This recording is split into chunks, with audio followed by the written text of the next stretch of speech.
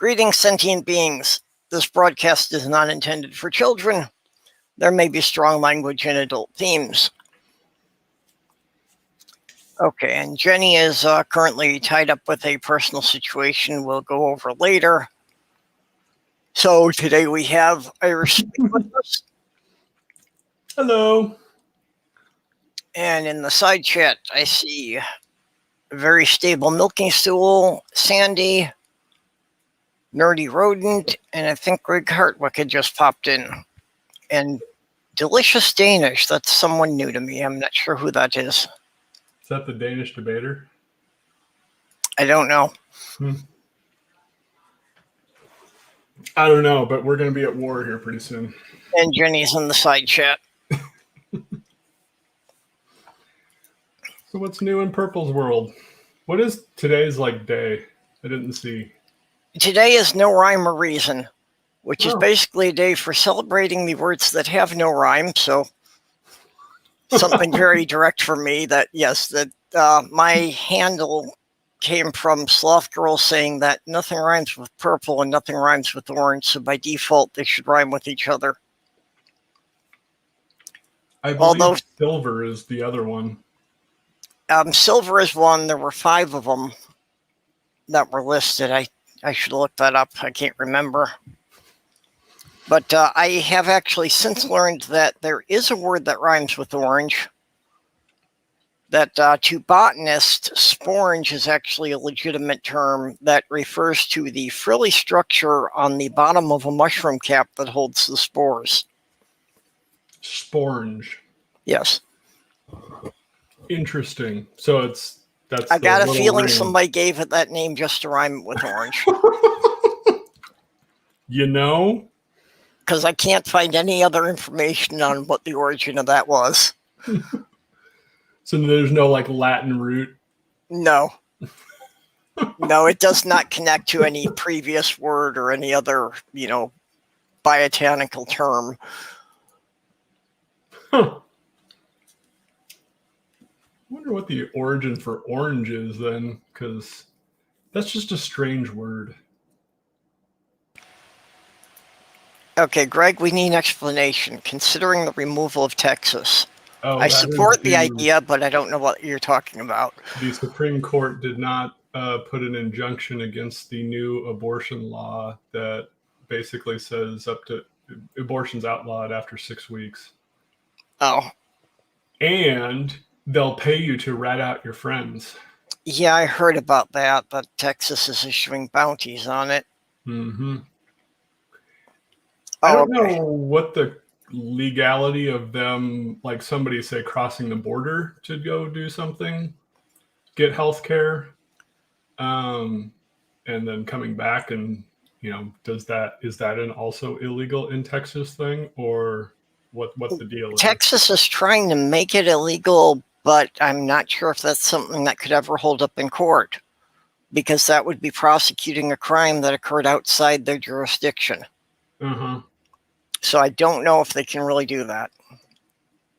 They can pretend to do it and put enough fear in people that they would think that that's... Yep. Hello, Laura. Hello, Laura. Hello there. How are you doing? Okay. Oh, we're getting an echo from you. Yeah, I'm just trying to solve that. Is that any better? Okay. Yeah, I think that's better. Yeah, sometimes when you get this happen, all you have to do is get someone to just knock their volume down a bit so that when it's coming out of my microphones, it's not on the same wavelength as going into the mic, if that makes any sense.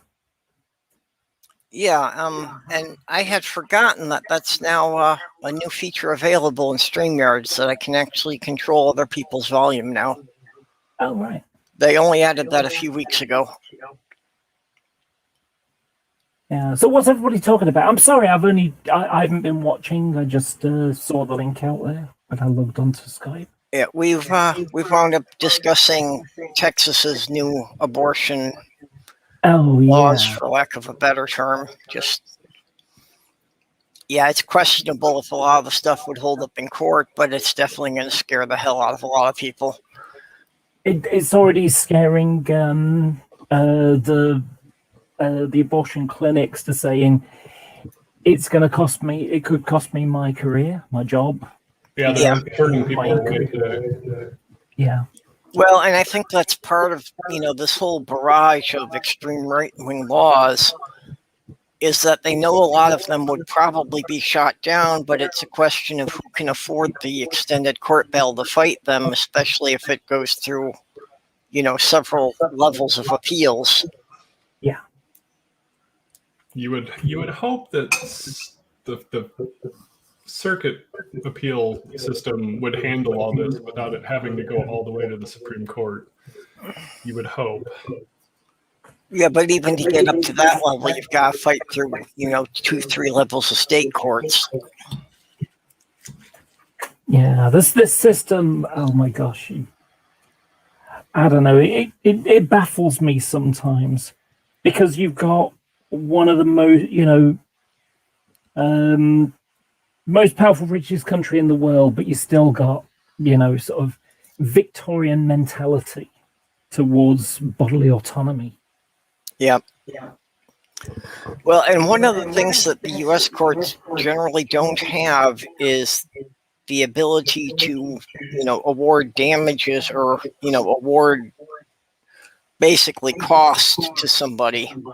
That even if you win a case, the court generally can't make the other side pay your legal fees. Yeah. Yeah, I mean that's one of the cunning parts about this new legislation, isn't it? Because it's taking it out of the state and putting it on on basically a private person can sue these clinics. Yeah. And if it's somebody who's like going to Planned Parenthood because they probably can't afford the regular doctors, there's no way they're going to be able to afford the lawyers to fight this. Yeah. And not only that, of course. So what happens when somebody has a miscarriage and somebody thinks that they had an abortion? Are you going to have to prove that you... Yes. Yeah, basically any woman who has a miscarriage is probably going to have to go to court to prove it was not intentional. And roughly half spontaneously abort anyway, from what I remember the numbers. Yeah, the other thing is that there is no defense for incest or rape either. Yeah. So have you been? Oh, you've been raped. Oh, well, you're going to have to bring up the baby anyway. You're going to have the baby anyway. Yeah, and of course it's going to be a wonderful life for the child who's a constant reminder of a traumatic incident. Yeah. And of course, if the mother doesn't want the baby, it's going to be put up for adoption. So there's another baby that's going to be in the adoption system, which, and of course, when you look at the evangelical people, they're complete, they won't supply help for when the baby's born. They will, oh, well, we'll support you, but once the baby's born, they don't care anymore. They don't even care pre-birth because they don't want to give the expectant mother health care. Yeah, they don't want to offer prenatal care either. Mm. To say that they're pro-life is a joke. Oh, yeah. Yeah, they're pro-birth and anti-choice. Mm-hmm. Well, they're anti-woman. Just flat out. Or anti-birth bearing ability. Yeah. One of the things that I had to consider when it came to my transition is, that I could end up being in a situation where a group of guys catch me and I end up being raped, which is scary. But the only good thing there is that I can't become pregnant. Yeah. That's the only blessing there, which, and it's kind of weird about, oh, well, I'm going to get to be myself. Yeah, unfortunately, there are people who will target people who be themselves. So yeah, it's rather scary thought, all that.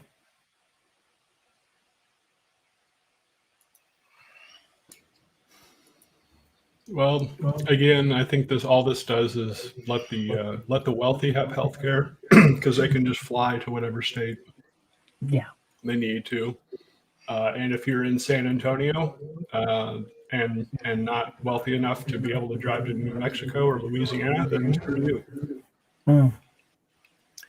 Well, this could be one instance where this could even backfire on the wealthy if they're holding it. Laura, we're still getting some echo from you. Oh, I'm sorry. But but if they're how about now? Still okay, let's happening? see. Yeah, still a bit.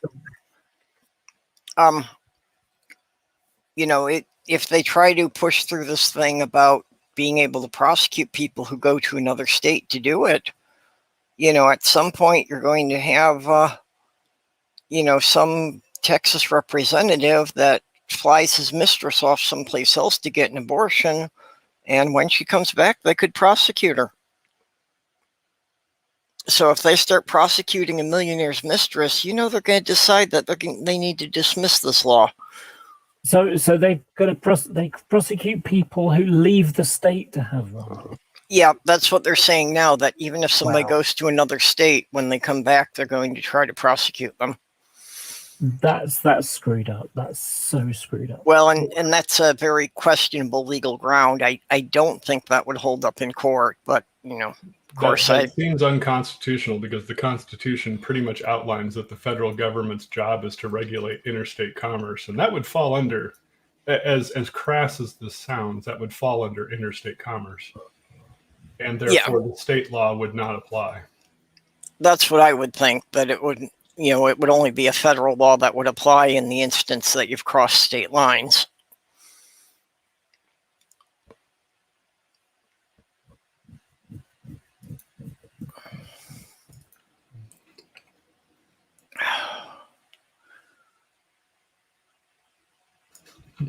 That is.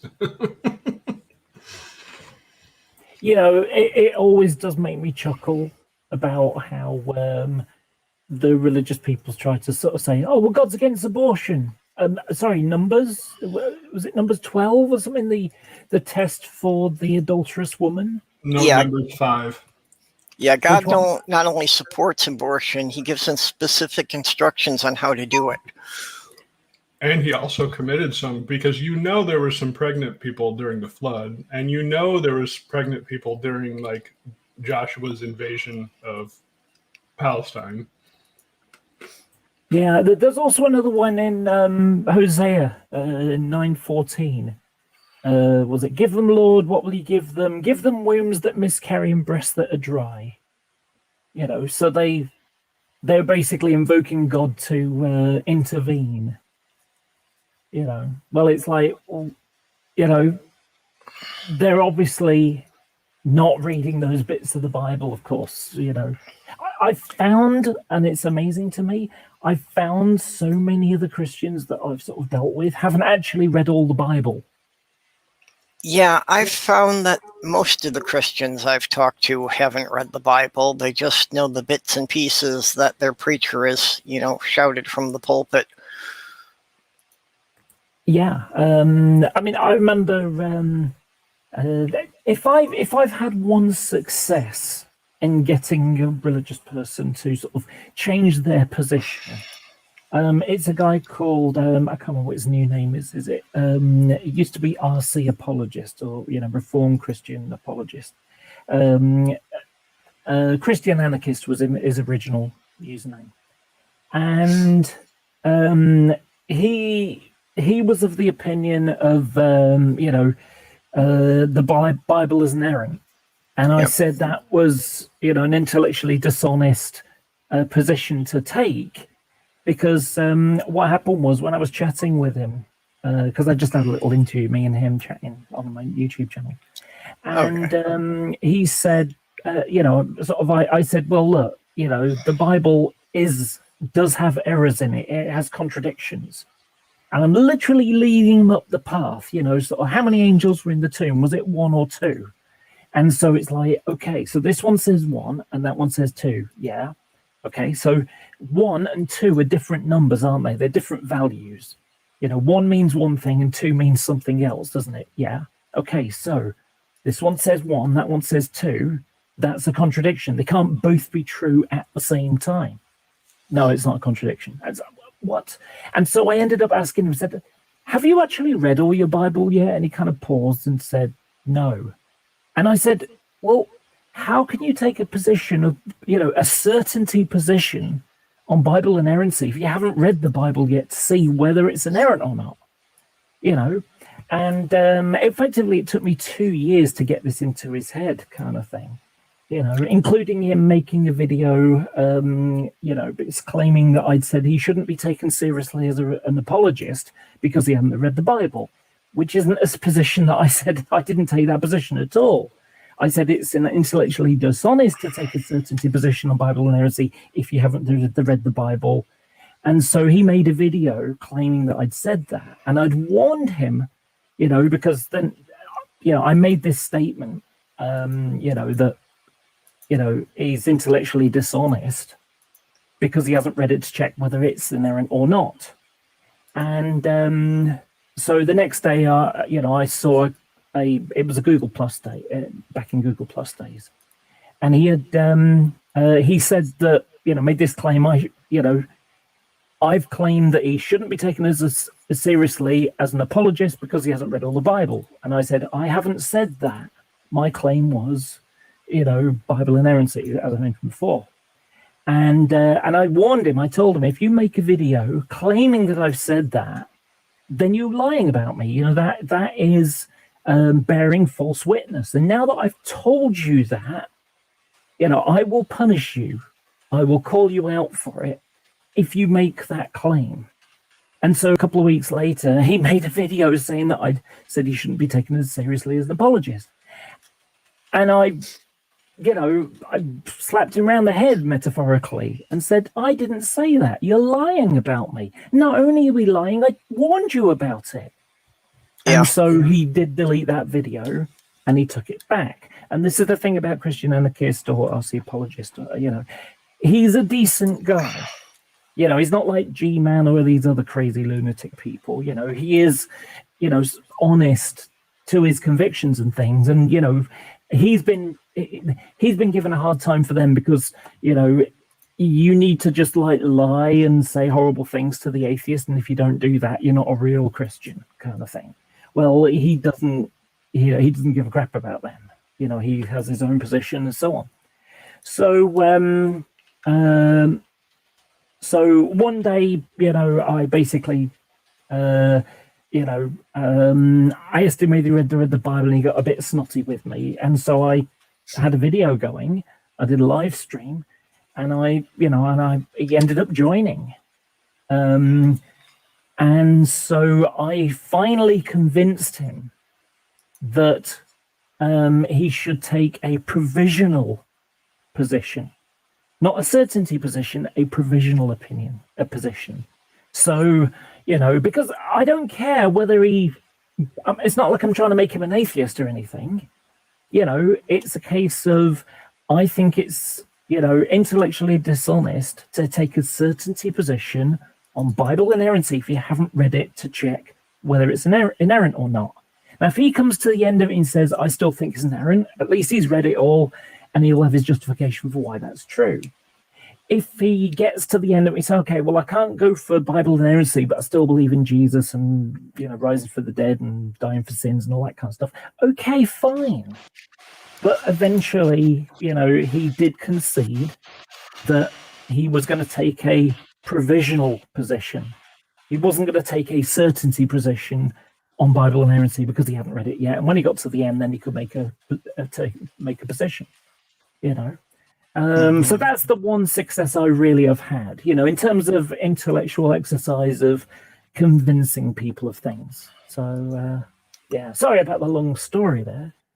but That's okay. But yeah, if I can do a very abrupt change of topic, the reason Jenny's not in here is her car broke down on the roadside today. Apparently blew some kind of gasket that she lost all of the oil. So this is going to be a major engine repair. So, yeah, as we were talking here, she was waiting to get towed home. So, yeah, she's going to need some help with being able to afford that.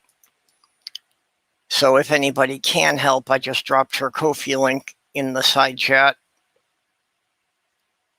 If anybody can afford to send her a couple of bucks, it's she said $85 today for the tow, and who knows how much it's going to come to for what sounds like, I think, probably having the engine rebuilt or, getting a rebuilt engine to swap in. So that's bound to be several thousand. And yeah, she needs her car, just to get to her doctor's appointments and such. She lives out in a small town where there's, no type of mass transit or anything.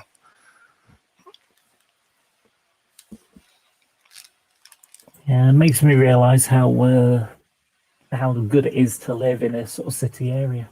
Yep. I've got good public transport. If I want to go to the city, there's a bus stop right outside my building. I can walk up the road and go to the tram, or walk down the road and get the train. Yeah. And I even have the canal nearby. Not that you can travel on one of those to get into a city or anything. That's So. And I live on the flight path for Manchester Airport as well, so I've got sort of the whole 9 yards. Okay, just want to say hi. We've had a bunch of new people joining us. Got Ox and Theoretical. And Demon Orb and Mikey Famine just jumped in. Yeah, I feel, pretty good where I'm living now that with the, with the COVID, haven't really had a lot of chance to expand the city, but where I am, we've got 3 bus routes that literally come to the front door of the building. So just as far as pretty much everything I need to go downtown where all of the government offices are, or to, go down to the business district or the shopping mall, it's real easy from here. That being without a car here would not really be a major handicap. Yeah. Yeah, like I say, I live in a city. I don't need to drive. If I want to go anywhere far, I can get a long distance train or get on an aeroplane if I'm going even really far. Of course, I can't really get on a plane at the moment because I haven't got a passport yet.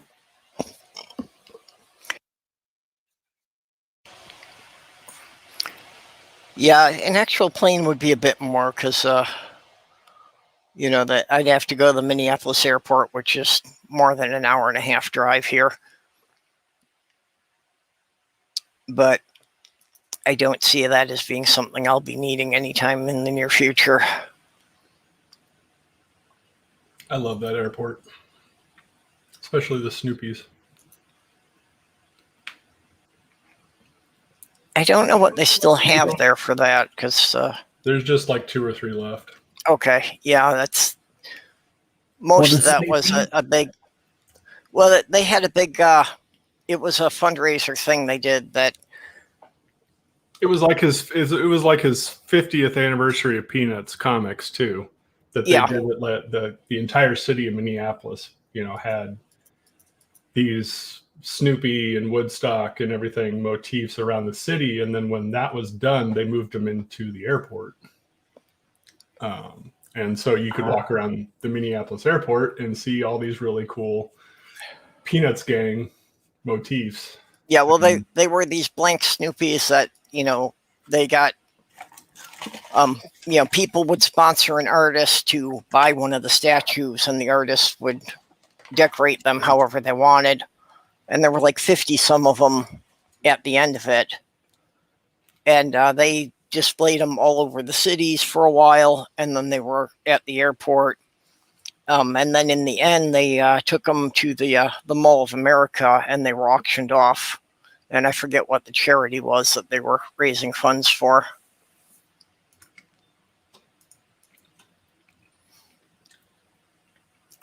So yeah, that was at least 12 years ago, because that was before I moved to New York.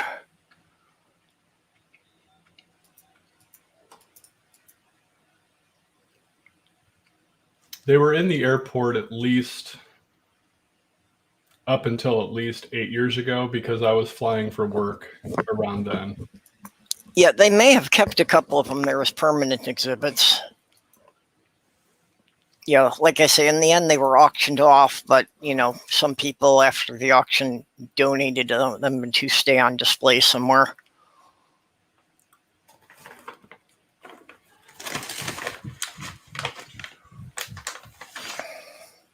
Oh, I'm out of Skittles.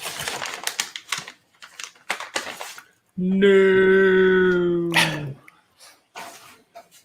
It's my one weakness in life, Skittles. They're good. Definitely one of my favorite candies. Skittles and Starburst.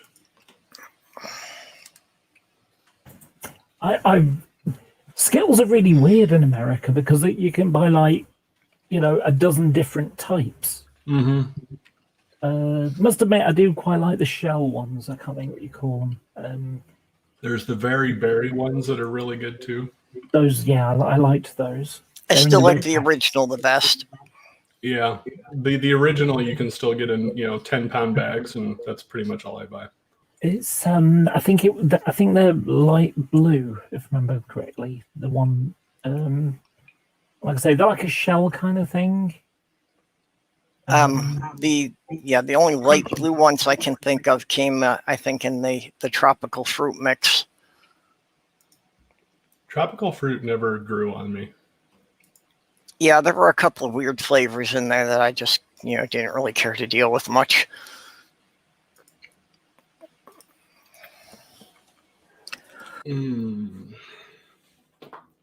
Now, I understand that in the UK, though, there's a completely different type of candy called Skittles.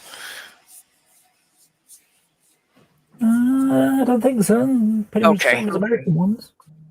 There's a couple of candies like that that are referring to different things. I thought Skittles was one of them. No. You can Okay. even get Skittles cookies here as well. Skittles cookies, like. Hey, Linda. Yeah. Hello.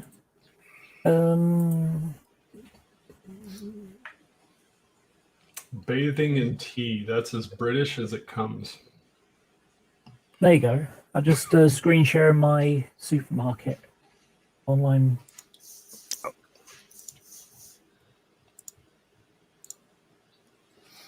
Okay. You can get a Skittles cake and cookies, and then a variety of types.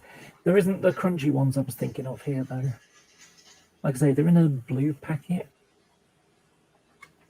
One thing about packaging in Europe that I actually like is the calories are listed in kcals, because like when 1 calorie in the United States is 1,000 calories in actuality, based on the definition of what a calorie is. Yeah.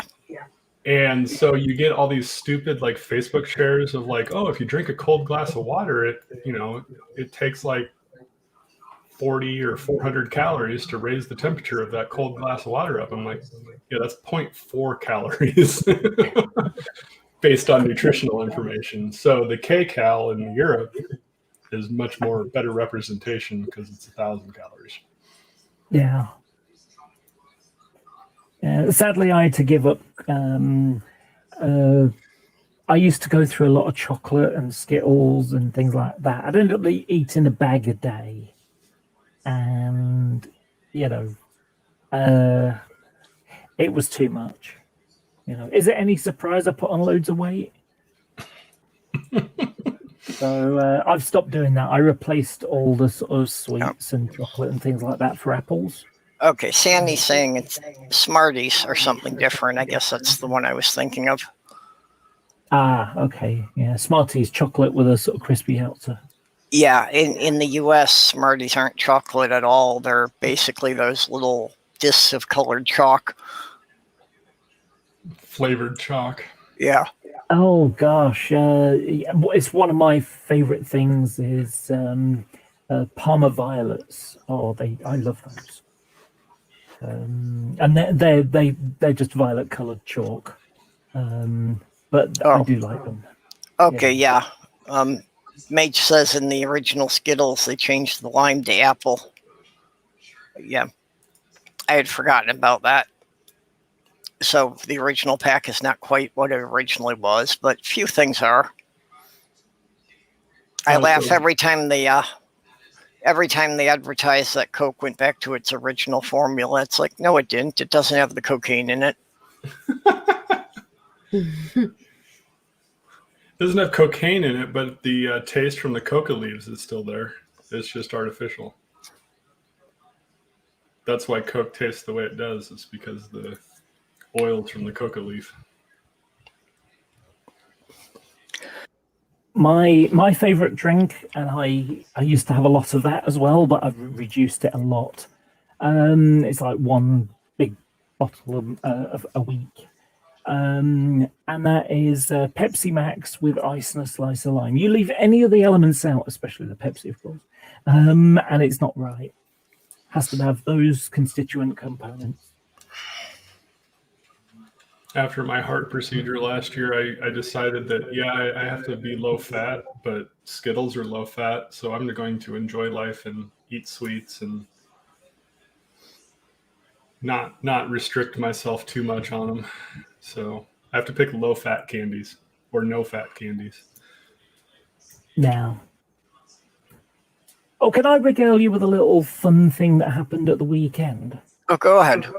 So it's been on Twitter a lot. If you look at it, if you've been catching it. So we've got someone in the UK, a group called the LGB Alliance, and they're basically an anti-trans hate group. They pretend they're not, but they are.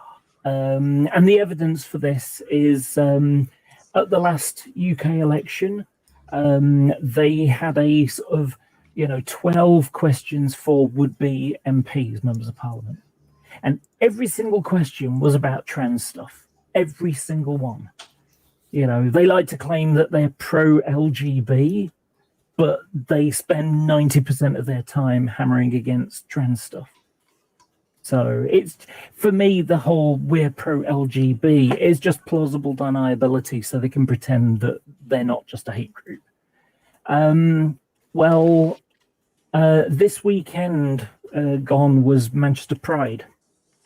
And one of the things that's happened with Manchester Pride over the last several years, it's become the area around the gay village, because we've got a gay village where I live, in the city, sorry.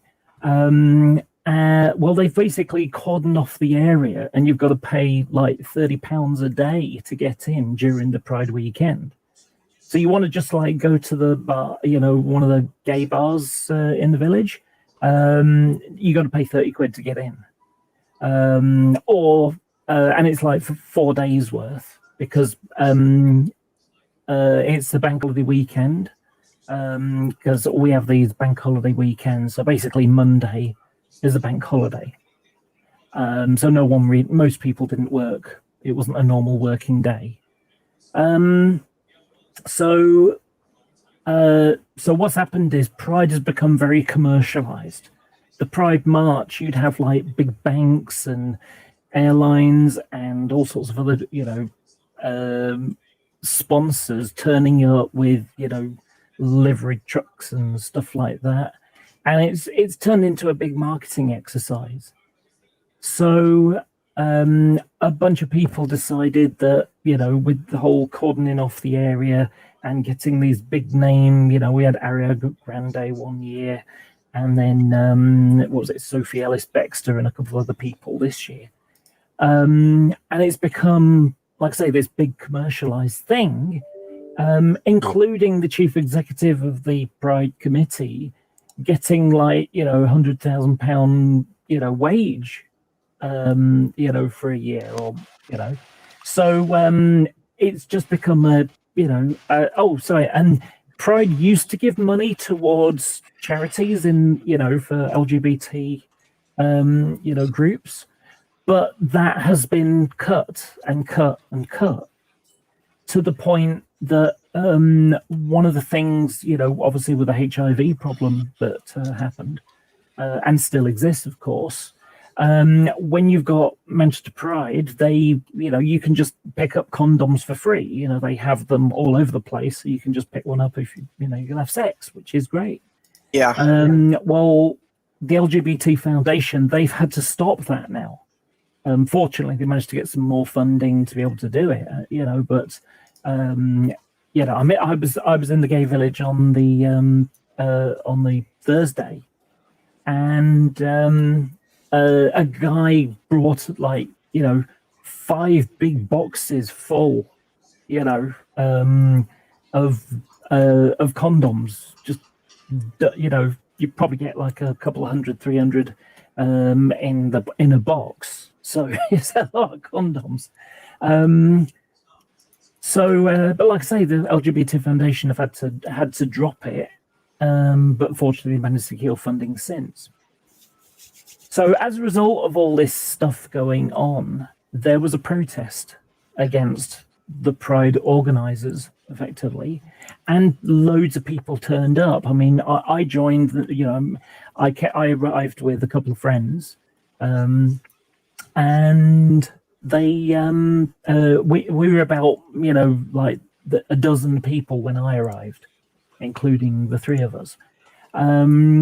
And well, by the time the march set off, there were a couple of thousand.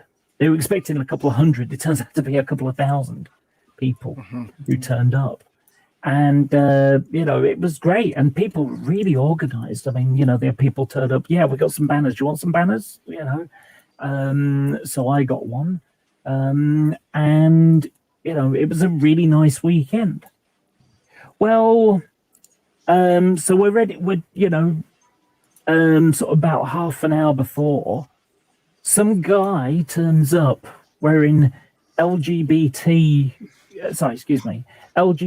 Alliance t-shirt and a beanie, a hate group. And it's like, well, holy fuck, why did this guy turn up wearing, clothing to publicize a hate group? What is wrong with this guy? Well, I wasn't going to let him turn up unchallenged, so I basically explained what I believe about this organization, and said they're a hate group and stuff like that. And, it's obviously not very long before he started talking about, trans women in toilets and, women's spaces and things like that. Because the whole, the whole gender critical turf argumentation is nothing but a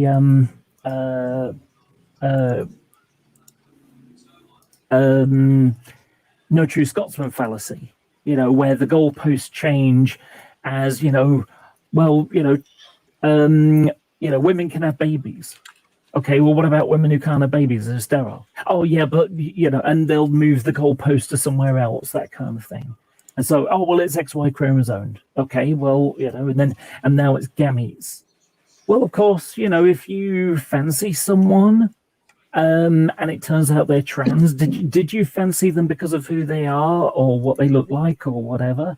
Or did you actually look at their gametes to see what they were like before you made that decision? Of course you don't.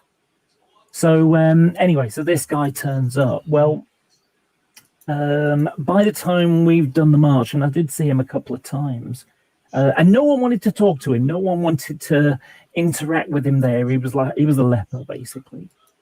And then when it got to the end of the march, he was there chatting to a couple of people, and some gay guy nicked his beanie off his head. And he sort of dodged into the crowd, and the guy basically asked for it back, and he knew he wasn't getting it back because the guy was still dodging and taunting him and stuff like that. So he decided to, and as that went on, next thing you know, there's a chant of trans lives matter from everybody. And he decides, you know what, I'm going to go. So he started to leave. And then someone said something, he turned, and then the police, assisted him on his leaving. Yeah. So that's been quite publicized out there. I saw the video of that on Twitter of the police taking him out. Yeah, I mean, the thing is, that they've liked to say that he was evicted. He wasn't. He chose to leave. Yeah, and and then the LGB Alliance and other TERFs and gender critical people, they tried to say that he was kicked out because he was gay, which is complete nonsense, because most of the people there weren't trans. They were just, normal LGB people, and there were trans people there as well, of course, and they support trans people, which is the reason why they were all chanting. So it's been really bizarre. Yeah, but that's LGBT Alliance's script, is that the trans people are somehow going to strip rights from the gays and lesbians. Yeah, which is not true. So, like I say, it's been somewhat entertaining watching them lie their way through. Of course, it's not entertaining that they're lying. It's frustrating because, of course, people are making these claims. They weren't there. I was there, though, and I saw it all happen. And, there were claims that he was, assaulted, and there was violence. There was no violence. The nearest you got is someone nicked his hat. That was it.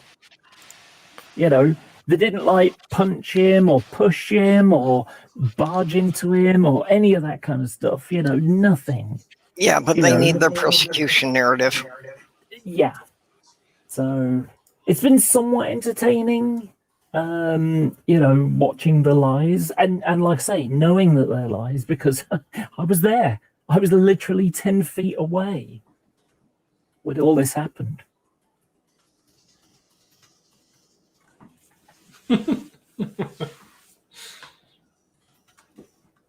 Yeah, like I said, I saw bits of it on Twitter. I didn't realize you were personally involved there. But what you were saying about, the money and how much the people organizing it get paid, that's really why I haven't gone to a gay pride event in the last 10 years, because I realized they started getting way too commercialized. And what really put me off was companies like Coca-Cola, which have a horrible track record about gay employees, had their logo posted all over the place, like they were supporting this. And it's like, they weren't fucking supporting anything. They were just there to collect money from people. Yeah. But they use it for a big PR shot when the rest of the year they're absolute dicks.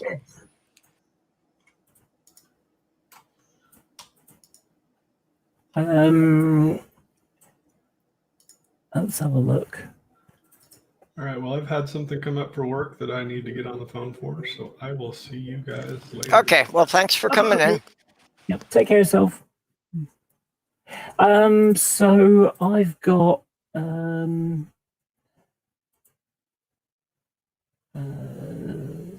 two in there. No. There you go. That's a photo that I took, and you can see I'm not very far away.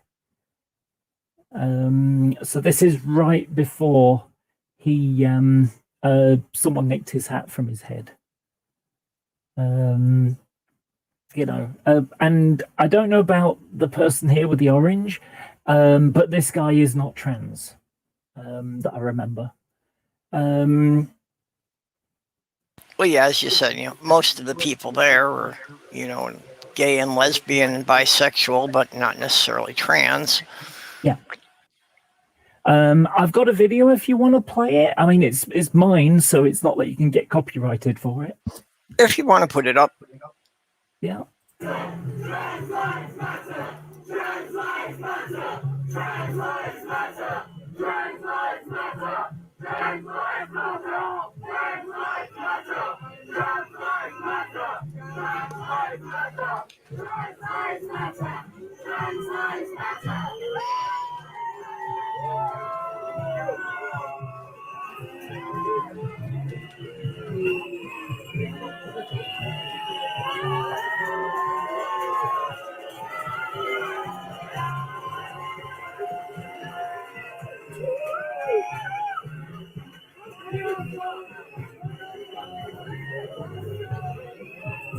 There you go. So Yeah, actually, Yeah. that is the same clip that I saw on Twitter. it's not exactly the same. I don't know if it's the same one because there was the person stood in front of me is the one that got shared around most of the time. Unless you looked at my one, because I did link my one as well. I think some other people were retweeting yours. Ah, right. Yeah. You know, I mean, I'm not followed by a lot of people. You know, I mean, I think it's about 1,000 now or something. People follow me, which is weird. I don't consider myself that popular. Yeah, I was really surprised too when I looked on Twitter and saw how many followers I had. I've got 1,092 followers. I haven't looked at mine lately, but several months ago it was like close to 900, and I'm like, I couldn't believe that many people were paying attention to anything I said. Yeah. Oh my gosh. Oh, I gotta share this. This is one of the stupidest, most ridiculous things I have ever seen acclaimed before. Let me just move it. I'm gonna pop out again. Okay, Lena. Yeah, sorry you didn't really get a chance to say anything here. It's okay.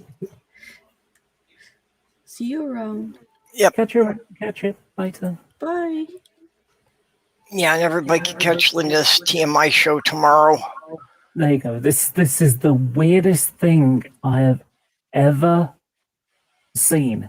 I don't believe trans women are allowed in lifts. Something to do with the HRT they take. Read it on Stonewall, and it's like, what? Okay, I saw some later parts of that conversation about, trans women getting into lifts, and I didn't understand at all what that was about. Yeah, and it's like, no, basically trying to say I'm not allowed in lifts because I take HRT. I live on the 10th floor of a block of flats. I always get the lift, mainly because I take a bicycle out as well. Yeah, are they trying to say that, the HRT is somehow contagious or something? I have no idea. It just doesn't make any sense at all. It's bizarre. My brain buffers at that. What? It's like, what is it like?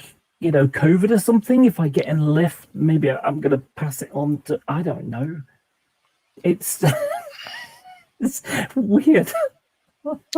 Yeah, well, that's like I said, I caught part of that string on Twitter, and I couldn't understand what their point was. And, what was it they were trying to say? They were saying nothing, honestly. It's bizarre. Oh my gosh. I just don't get, where does, it's just a bizarre thing to even think. And the interesting thing is that last bit, is it read it on Stonewall or read it on Stonewall? I don't know. But just bizarre acclaim.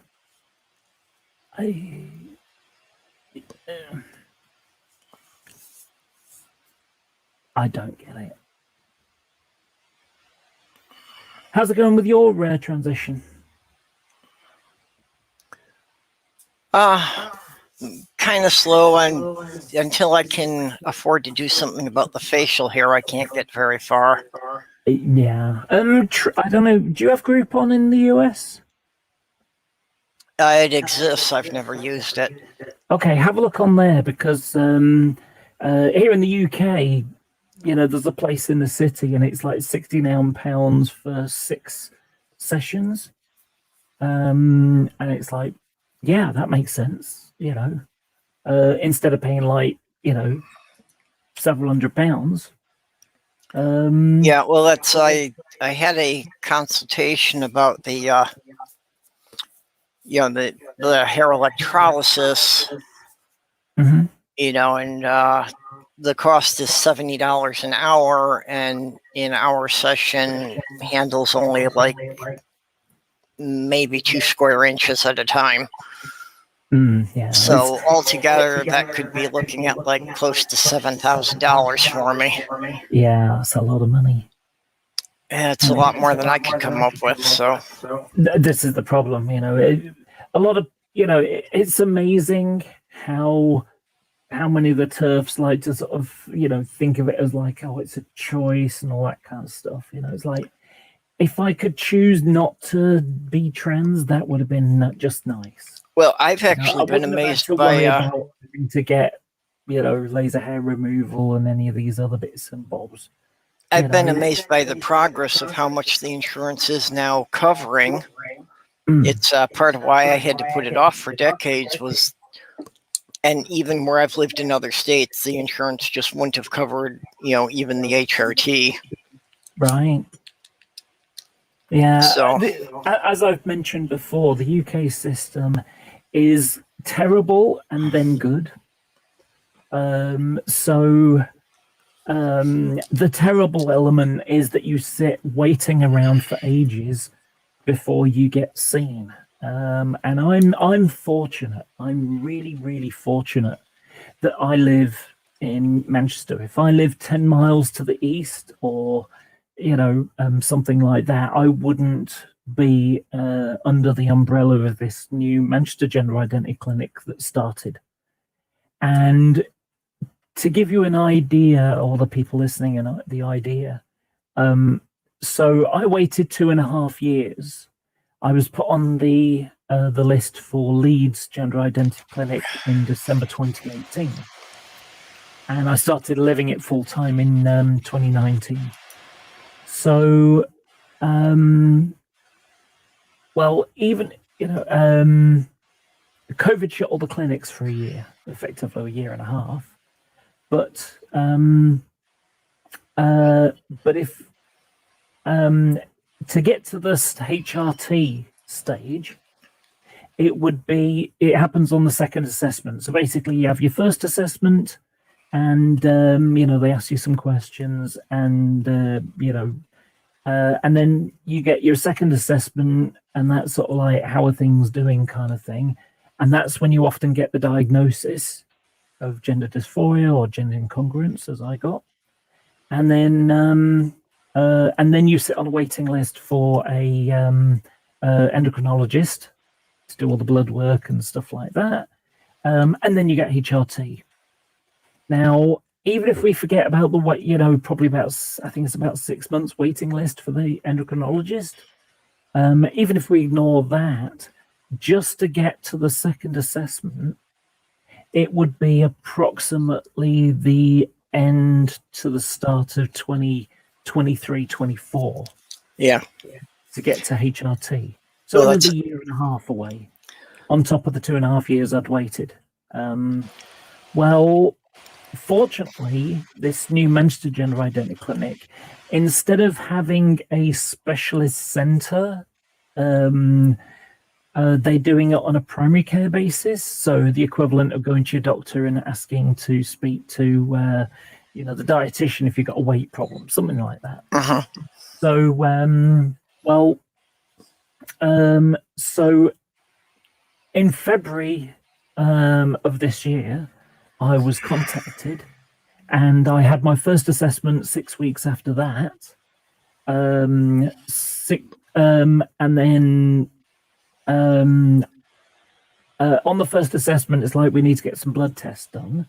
Unfortunately, they kind of screwed up a bit because I've got a thyroid issue as well. Uh-huh. And so it's like, well, going to have to do some blood tests. Well, I said, well, I'm going to be getting some blood tests and getting a blood test for the thyroid thing in 2 weeks' time. So how about you tell them what you need, and they can get the vials for you at the same time as they get it for them. So that was agreed, and so they did. But unfortunately, my doctor's surgery didn't pay enough attention to the email. So although they took the blood, they didn't do a BMI or a blood pressure check. And so so that ended up sort of wasting several weeks. So instead of it being, 6 weeks after, it ended up being several weeks after that, another 6 weeks on top. So, Okay. but then I had my second assessment. The doctor said, right, based upon what you said, and I'm happy to give you a diagnosis of gender incongruence. And so then we started looking at the blood work stuff and seeing what things I needed. And I'm now taking HRT. So Mage is 18 weeks. asking, how do they determine it's gender dysphoria, not something else? What are the keys they look for? I mean, they ask you questions about your childhood, about how you feel,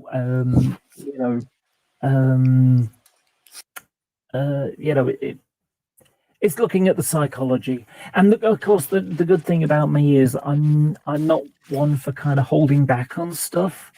I say what I think, and and I'm not afraid to say things like that. So,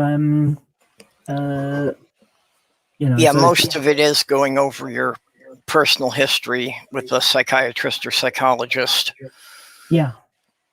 So, but like I say, once I had the assessment and I had the diagnosis, suddenly it's like a video game where, it unlocks all the levels kind of thing.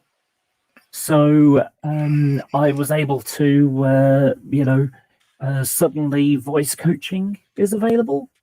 And now laser hair removal as well. And later surgery and things like that if I want as well, with different options available. Now, once I've got the diagnosis, everything else, it's all free. I really haven't had to pay for anything for my transition. Nothing at all. Really, in terms of my actual transition, it's just clothes and makeup and stuff that I've had to spend money on, which are the kind of things you spend money on anyway when you're a chick. So, unfortunately for me, I already had a big wardrobe already. Well, that's an area I really need a lot of help with, is I don't even know how to start with the makeup. And I don't have anyone here who can help me. A sloth girl just doesn't really wear makeup. So, she can't even explain to me like how to do the primer and foundation. She just has never had to deal with that. Okay. If you want to chat sometime, we can. I'll show you how I do makeup. Yeah. Well, And the first thing is good at it.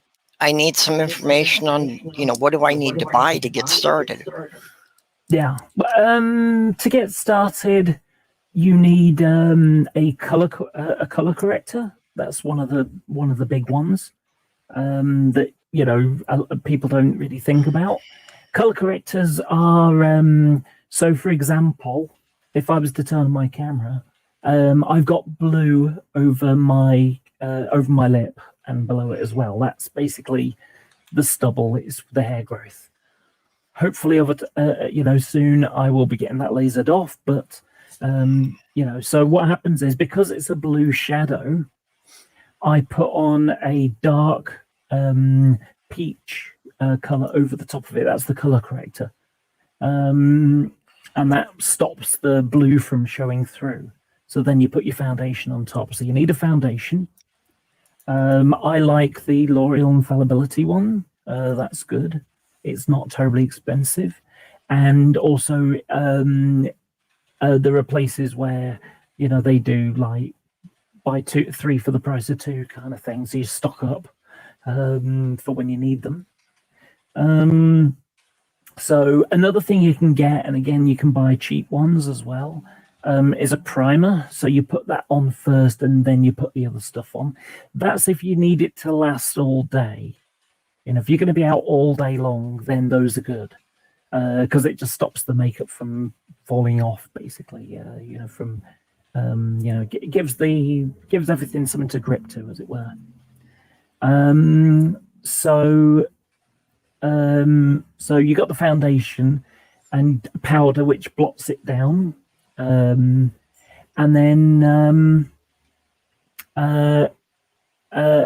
I've got a I got a blush Yeah. and Well, a contour and a highlighter as well. also have the question then, like with the color corrector, about, you know, how do I know what color I need to go with my skin tone? The same as everybody, same as me.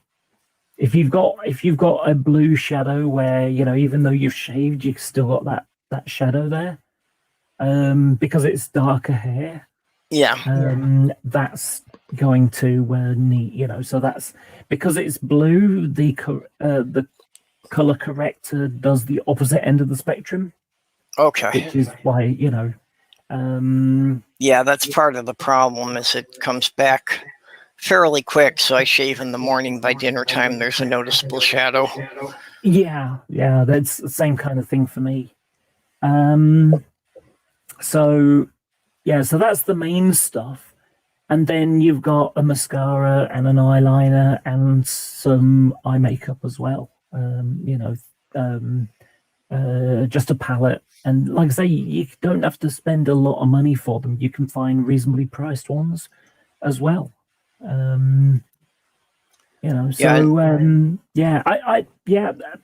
Mage Grey Wolf says there, loads of makeup tutorials on YouTube, including trans people. I did one on my channel showing what I do, and you know it's nice to be able to, you know, look at yourself and make the mirror show who you are on the inside. Yeah. Well, that's pretty much what the whole transition process is about. Yeah. Another one is lipsticks again, you know. You can use different colors for different jobs. You know, in the summer, more brighter colors, you know, look really nice. In the winter, you can go for the neutral ones. I personally, again, I like L'Oreal's lipstick. They're creamy rather than oily, if that makes any sense. Mm-hmm. My favorite one is number 241, which is like a soft pink. Okay, I have to address this for Jenny's problem. Medicare will not help with transportation costs. However, Minnesota Medicaid will. So I think that applies for Jenny. Like when I was down in Pennsylvania for Diana, since Sloth Girl and I, since she uses my car, she doesn't have a vehicle. So when I was out of town for that, they did cover Medicab for her to get to her doctor's appointments.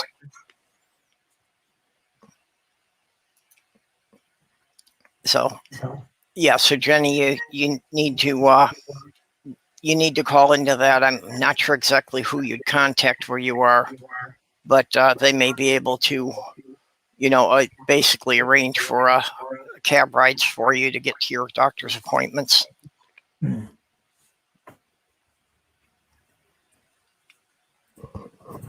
Especially since she's in an area that doesn't have any public transportation of any sort.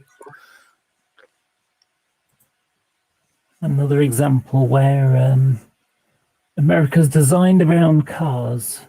Yep. And doesn't really give a crap about people who don't really have the ability. And in most states, that's not covered. It's one of the things that Minnesota is better on than most states with helping with that transportation cost. Because that's a big issue. Diana Lavender Lady is facing is that she's going to dialysis 3 times a week, but just the cost of getting there and back is being a major strain for her at this point. Because she already had one incident of trying to take the bus back from dialysis, and it had left her so weak she almost fainted on the bus.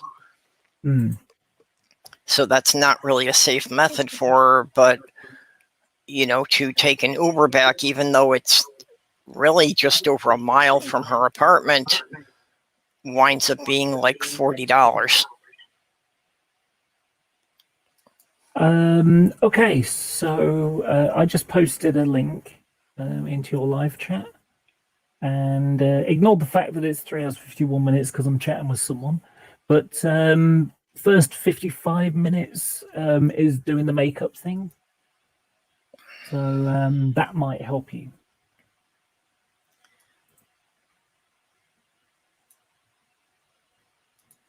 Yeah, Major, I still have a problem with the Medicaid and Medicare and who's going to cover what. Okay, yeah, I'll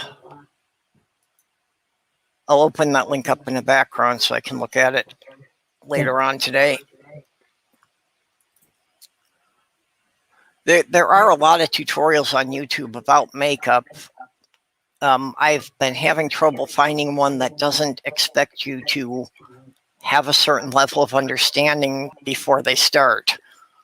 It's another one of those things that I'm at the level of, I don't even have the vocabulary for it.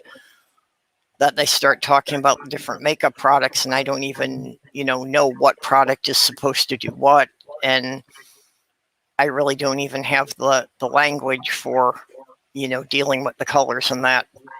Yeah, and not only that, I've noticed there's a bit of an egotism thing going on sometimes. So, they're sort of talking about something that's like, $70 or something like that. And it's like, Yeah. I haven't got that kind of money to spend on a palette. No. Yeah, I've run into that too. I have to do it on a very tight budget. Yeah. I've got tons and tons of makeup. I do. I've bought loads of cheap palettes. I see something, it's like, oh yeah, those work. So I've got those. Just because they were cheap. Yeah, and seem to be good.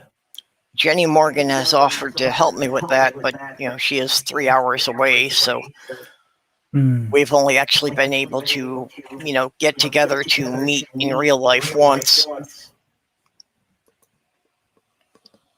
So yeah, I wish I had a girlfriend here that could, take me shopping and help me pick out a makeup starter kit. Yeah. Because it's the stuff that most girls would have learned as teenagers that I need to learn now. Yeah, that's it. That's the whole experimenting. I think the hardest thing for me to get right, and even then I'm still kind of rubbish at it, is eyeliner. I end up getting one just okay, fine, and then when I go the other one, I end up making a smudge or something, and it's like, oh, damn. Because then you end up wiping it off, and then you got to put the foundation on, the powder on, and then you got to read. I like shimmers. I like nice, simple, neutral shimmers, because they spread well, they blend well. Another thing as well is just go on eBay and you can buy like a big pack of brushes. I don't know what the American, but it's like, it could be $8 for like a pack of 20 brushes. And there are some that you'll use every time, and others that you'll use a little bit. I think that currently $1 US I think is like 80 pence or something in the UK. Yeah. So it's the exchange is fairly close, but it's when you get into larger sums, the rounding throws off. Yeah. It's about $1.50 to the pound, I think. Or is it less? I can't remember. I've looked for a while. Let's have a quick look.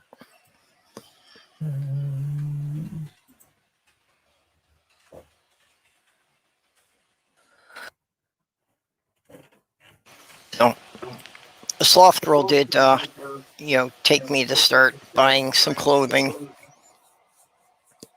So at least to help me get an idea of like what colors work well for me in that. Yeah. So she says I'm pretty much in autumn, that kind of the the bright colors don't work well, but the darker natural colors. Yeah. $1.37 to the pound. Okay. I was having it the other way about, yeah. Yeah. But I wasn't going to turn my camera on.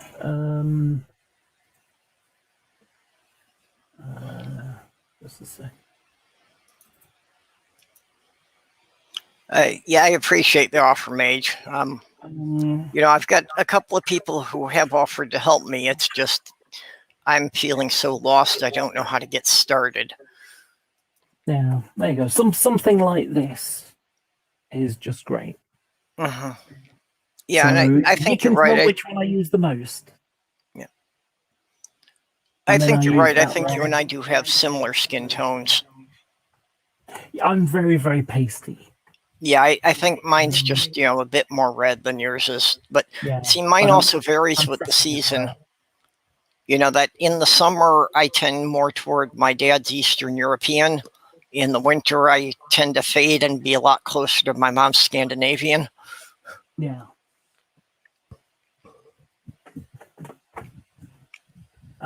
So I was saying about lipsticks. So this is my favorite one. This is the one I wear most of the time. My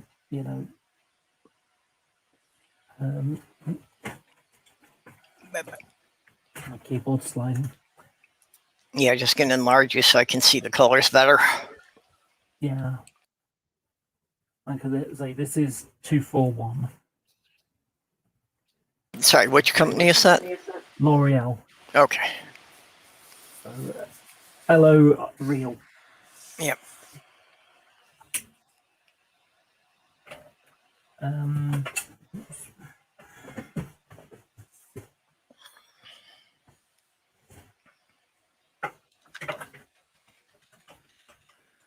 And this is their most popular one, 640. And this is like a, it's a brown, but it's like a warm brown. And this is good for dark clothing because people tend to wear dark clothing in the winter and more cheerful things in the sun. So depending, I might wear something like this, which is a lot pinker. Yep. It's a lot brighter. It doesn't really come through very well. There's a good question. Are the color names the same in the US and UK? Probably because they're worldwide companies. So.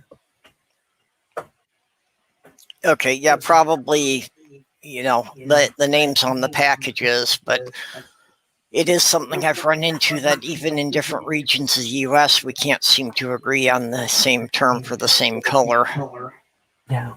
And it is one of the things I was always mystified by just in the home repair centers is the fact that they can have 56 different shades of white. Yeah. So this is an example of one that I've got for multiple colors. And again, in the, sort of these ones are the safe ones. Mm-hmm. But then I'll use some of these things to sort of, blend it through a little bit. Yeah, I've got a pretty good idea for, what it is I want to achieve.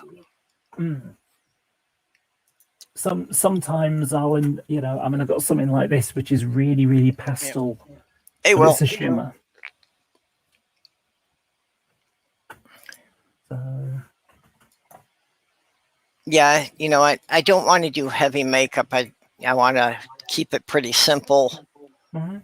But, if I can do something that probably focuses more on the eyes just to attract attention away from the jawline. Yeah.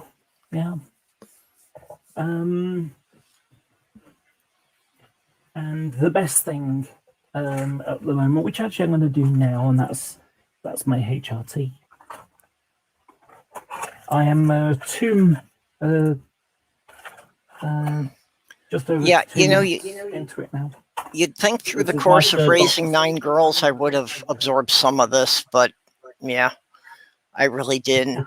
But also, the relationships I was in with that was not something that they were comfortable with me being trans. So, again, Yeah. part of why it was put off so long. So My for the ex did people not take it seriously at all. For the people watching who may not know what taking HRT looks like, so there are different ways of doing it. There's pills, but pills aren't really the best for absorption. You can get injections as well, but again, not the best. The good thing about injections for trans men tend to have injections, but they'll have one injection that'll last like for a few weeks or a month or something like that. I can't remember exactly. But the two main ones that they do in the UK, at least, are patches. So a bit like nicotine patches. There are patches you put them on for a couple of days, and then you replace them, and you change sides. Generally, people put them on the flanks towards their back or something like that. Or there's this one, which is how I get it, which is a gel.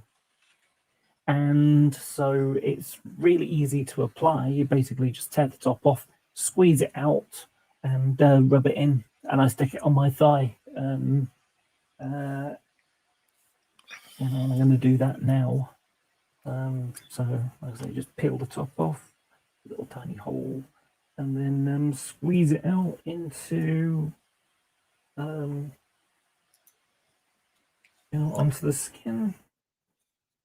Wringing it right out every time. And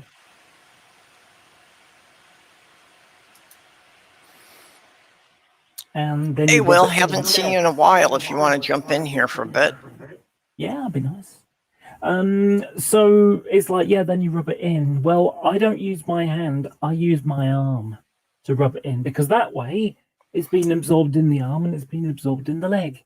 And I don't have to wash my hands to wash any off. So I get all of it all absorbed, which is nice. Yeah, I'm on the patches. Actually, right now I'm arguing with the insurance company because the doctor wants to change me to a different type of patches because I was having a bit of a reaction to the ones I had. And the insurance company is saying that the old ones were good enough. We're not going to pay for the new ones. You know, this is why America pisses me off, because it's like the doctor says what's the appropriate thing to take, and you know, the insurance would say, okay, that should be the way it works.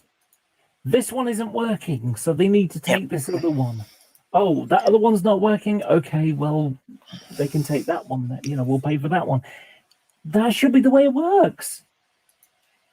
Yeah, it should be just based on what the doctor thinks is best for the patient. Yeah, and that is one of the advantages of, again, the NHS. You know, like I say, the hard part is getting from zero to getting HRT. You know, once you get your diagnosis, from zero to getting the diagnosis. Once you've got the diagnosis, then, you know, then it all starts to happen. But, you know, that's the frustration. I did get kind of lucky in mine here that it really managed to get fast-tracked. That when I found out about the gender clinic here, which actually only opened in the city about 4 years ago, you know, I just moved here last year. But, you know, once I got set up with that, they were like, okay with just going by my old records. And even though I hadn't made any progress in New York, just the fact that it was documented that I had tried to make an attempt several years ago kind of jumped me past all the waiting list things.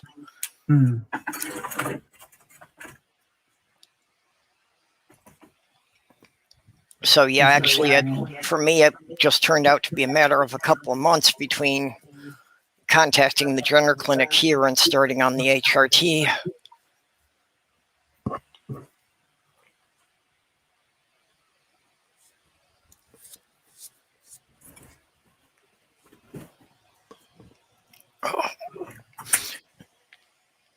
So yeah, that and There you go. So that's 640. It's not too bold, not too bright. You know, it's it's one of the neutral, you know, looks.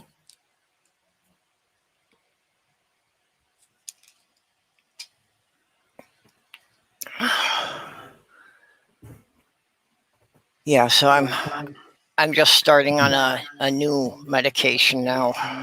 What's this stuff called? Spironolactone? Oh, Something. Spyro. Yeah. Yeah, Spyro. So yeah, that's the doctor had wanted me to, you know, just start on the HRT and give that 3 months to see how it was going to do.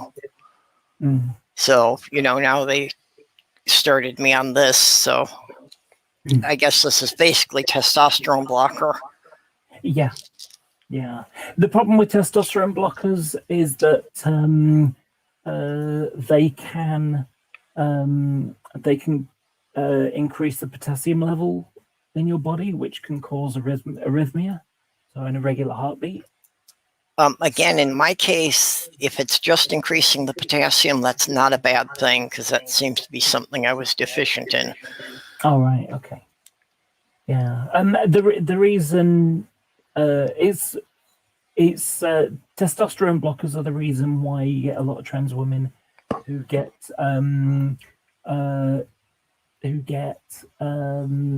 was the name of it? Orchiodectomy, which is castration. Basically, they remove the testicles. That's the surgery option. Yeah. And because there's no natural testosterone, therefore you don't need the testosterone blocker anymore. So the side effects of the testosterone blocker aren't relevant anymore.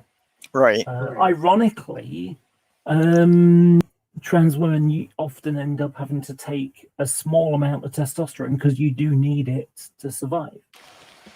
Yeah, well, yeah, even women's bodies normally produce it in smaller quantities. Yeah. But the best thing that's happened to me was my skin. 7 weeks into HRT, just suddenly started getting really, really soft and smooth. And you know, I mean, just this feels so soft now. The best example I can give, you know, the first time that you touch memory foam and how different it is to other foams. It's like, oh, this feels interesting. Well, that's how it felt like me on my body, you know. And I've had it everything from the sort of top of my toes to the tips of my fingers, you know, here. And another one is when I used to sort of raise my eyebrows like that, I'd get like 3 wrinkles that would go across my forehead. And now I've just got like a couple of ripples above each eye now. So it just doesn't show up as much. And one of the other nice things is there's a chat that I join most weeks, some Australian friends I've got, and it's a live stream like this one. And I felt that I could put my camera on even without makeup, maybe put a bit of lipstick on like I've just done, and that's it. Well, and I that's a hard issue for really, I think, most women that, you know, even Kitty went several months that, you know, she wasn't going to be on camera if she hadn't had time to do her makeup. And I mean, she's fucking gorgeous without makeup. Yeah. Yeah, I mean, I used to have my camera off pretty much all the time, unless I'd done the full makeup. And, you know, bear in mind that in Australia, when they're like doing a nighttime stream, so it's like, you know, maybe 10 o'clock at night there, that's about midday for me. And I won't have, you know, I know my normal waking up time is about lunchtime anyway. So, I might like go and have a shower Yeah. and then, start chatting away, but wrapped up in a towel. And then Well- I'll put some clothes on, and then I can turn my camera on, even though I haven't got makeup on. There's Will. What the hell happened to your chin? Did you damage your face? I'm on vacation, so I'm just growing the hair out a little bit. I have a baby face, so every once in a while I have to remind people that I'm over 40. It really Yeah. does make quite a difference in your look. It goes full biker when I grow a beard. I'm thinking about growing a wizardly beard, but then I had this whole conversation 2 weeks ago, and I was like, I miss my face, and I manically shaved. So this is the growth Well, back. It really does make you look 10 years older than you were a few months ago. Oh yeah. Yeah. Especially like when I let my hair grow out, it shows my age because I'm bald all the way up to here and all the way back to here. I had that happen, just a random neighbor in the building, a guy I've walked past, I don't even know his name, but yeah, I guess it was the first time he had seen me clean shaved, and he was remarking on how much younger it made me look. And it's like, well, yeah, you wait a couple of months, there's going to be a lot bigger changes. Shaving definitely takes years off. I think it's because I live in like the pretentious LA area. Most people don't grow beards here. Everybody's clean shaven, so it's just one of those things I got used to. Yeah. Yeah, mostly I had a beard just because shaving every day was too big of a hassle. And, I've never been able to do it without cutting up my face. So, having scabs on your face doesn't look good either. Same. I've bought what's called bump fighters. They're specifically sold for African American. It's just a thicker guide on your razor. I've bought everything, and shaving is a hassle. I've gotten all sorts of products, and mainly the problem I have is just the mustache area. Just between the nose and the upper lip, it's like I can't seem to shave that without getting a couple of nicks that wind up. And because the skin, the way the skin is there, you get a little nick and it bleeds for like 2 hours. The human body is a funny thing. I got in a car accident. I was walking around talking to the ambulance, talking to the cops and everything. I stubbed my toe in my living room and I feel like I broke my entire foot. Yeah. There's one of the things that looks alarming but often isn't, is how you'll get people get into a fight or something like that, and they've got like blood dripping down their face or something, and it's not like a big cut or anything like that. It just comes down to that we have a lot of blood vessels all in the face area. Yeah. And when you cut them, it bleeds a lot.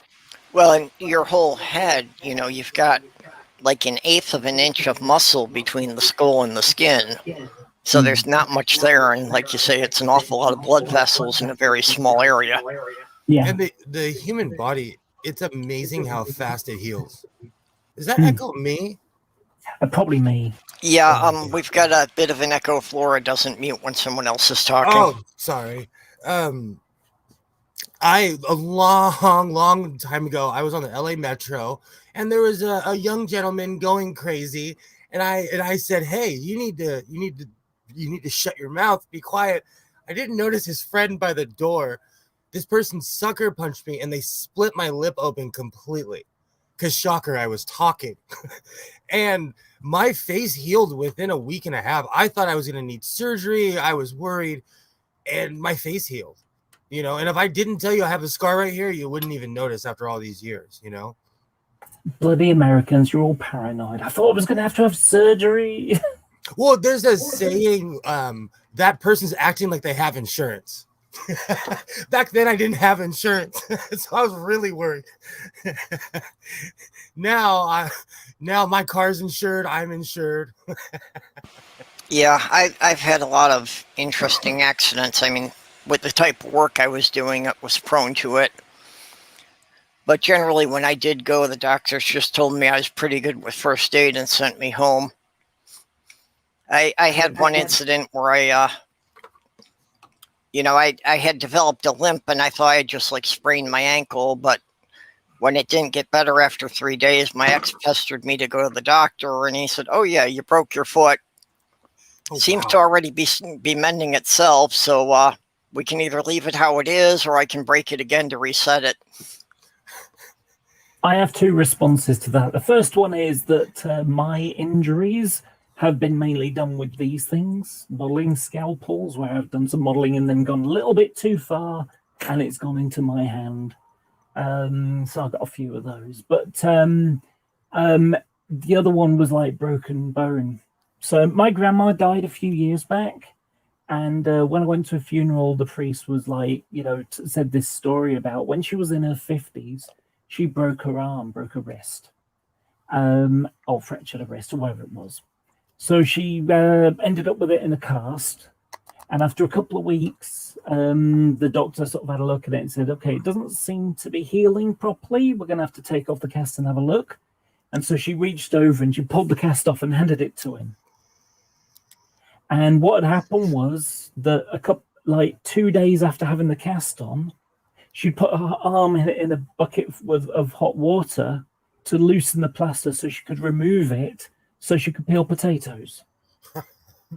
Because my grandma, Catholic Irish matriarch, because my granddad died when I was very, very small. Obviously, Catholic family brought up in a diet of potatoes and guilt. Yeah. So, I was raised Catholic. I know. right. So, but yeah, like I say, it's just this sort of, she took a plaster cast off it, so she could peel potatoes and then put it back on again. Yeah, I was brought up in the Catholic Church too, and when I was pagan, I picked up a great joke on that of what's the difference between pagans and Catholics. What's that? Well, pagans believe in sex without guilt. Catholics believe in guilt without sex. It's sad but true. It is sad but true. Still to this day, my mom's biggest plight in life is not my sexuality. It's the fact that I'm an atheist. She could care less who I'm doing, what I'm doing. Every time I talk to her, she will either say God bless, or she'll say, well, at least you were baptized. Every time I speak to her. Catholic guilt, it does not go away. My mom is who's the character in the Big Bang Theory where his mom's always the disembodied voice? Yeah, it's Howard's mom is the classic Jewish mother. That is my mom. She'll never miss the opportunity to get the last word in, Well, see, my family was Catholic, but we were the minority in a neighborhood that was 85% Jewish. So it was kind of like the battling between the Catholic guilt and the Jewish guilt. I'm gonna say something, and it always puts me out in outer space, but I grew up around a lot of Mormons, and they were extremely nice to me. It was a good mix of Catholics, Mormons, and Jewish people, but it's a majority of Mormon people here.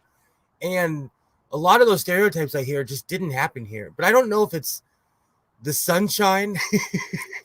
I don't know if it's because we're outdoorsy people here. I don't know. Yeah, I don't know much about the Mormons other than what I've picked up talking to people online. Don't get me wrong, every religion has subsects and sects that are borderline cults, and people do other each other. Well, yeah.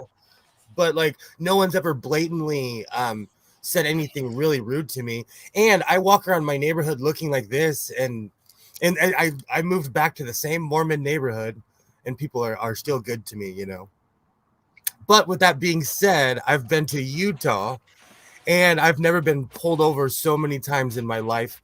And 3 different undercover cops walked up to me when I was in near the Air Force Base in Utah.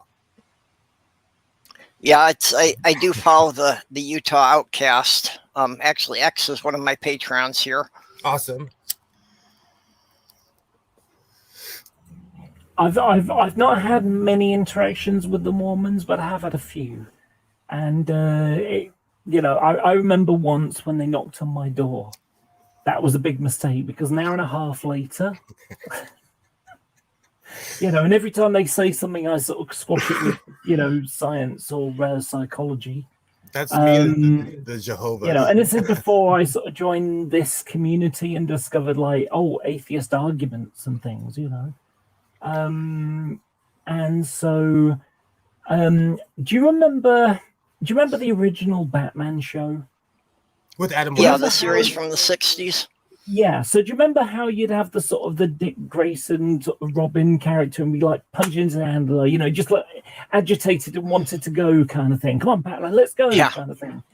That's what the helper was like. Sorry, the elder, the top elder, because they come in a pair. You've got like the newbie who's got to get the experience and he's the one that ends up talking to you.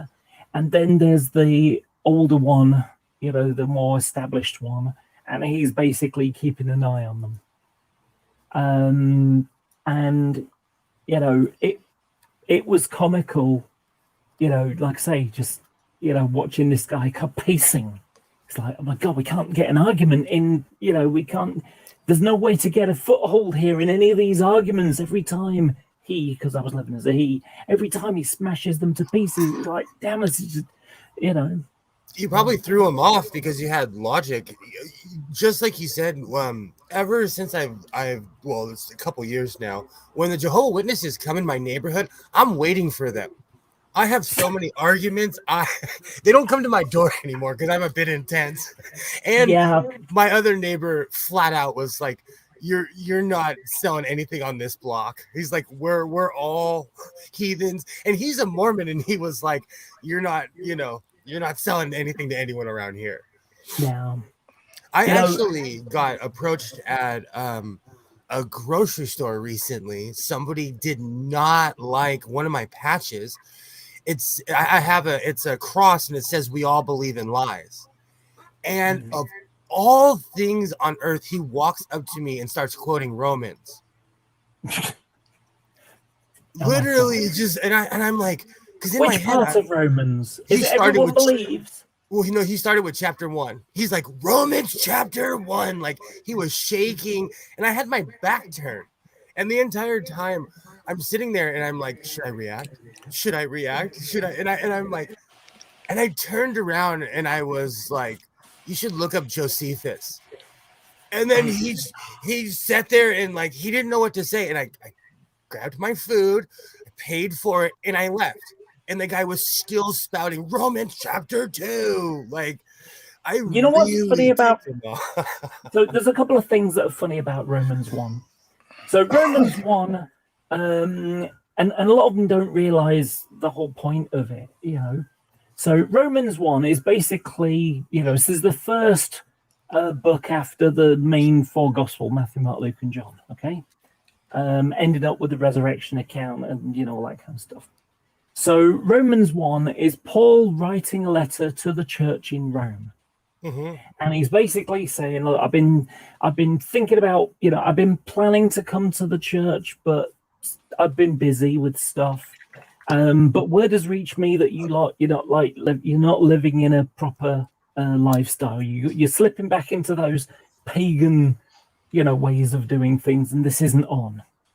And he's describing things because you get a lot of Christians who try to say that everybody knows God exists because Romans 1 says, for they knew God exists, but for they know God exists, but they're rejecting the truth in their unrighteousness, or words to that effect, suppressing the truth in their unrighteousness. Is that where that passage about? Oh, that's everybody. No, it's the people are writing to. It's only the people, the church in Rome. It's not about everybody. It's just about the church in Rome. Absolutely. And not only that, the whole thing about, men lying with other men, that's temple prostitution. That's nothing to do with the gays. Like they like to claim. The gays existed before their edicts, their rules, and all of these things that they try to imply on people. That's why in my atheism, I'm at the point where I no longer argue with Christians or anything because there's no point anymore. At least to me, you know, especially the whole homosexuality argument in general. It's like we existed before your book. Get out of here. Do you want to know something funny? And this is an argument I make when I refer to it. So you got the Christians, they're like, you know, they're just obsessed about homosexuality. You know? Absolutely. And it's like, you know, Jesus said nothing about LGBT stuff at all. Nothing at all. But he had loads to say about adultery. But you don't find those street preachers hanging around divorce court. Oh, they would be busy here in Los Angeles. We literally have an actual divorce court, a giant building only for divorcing. Yeah. So, like I say, it's just that weird, you know, it's a weird obsession they have. I did want to say something when Jehovah's Witnesses. So, I don't really play it so much anymore, but I do here and there. Sorry, I still like the painting and modeling part. So play this war game thing. Oh, here, let and me it's see basically that. it's the future stuff. So that's a guy that I got recently. And Is that like Warhammer 4000? Yeah, Warhammer 40,000. Yeah, that's awesome. Let me just give you a better view of it. I just need to change the. Yeah, I haven't played it myself, but the gaming conventions I go to, it's very big, and I sometimes watch the miniatures painting contests.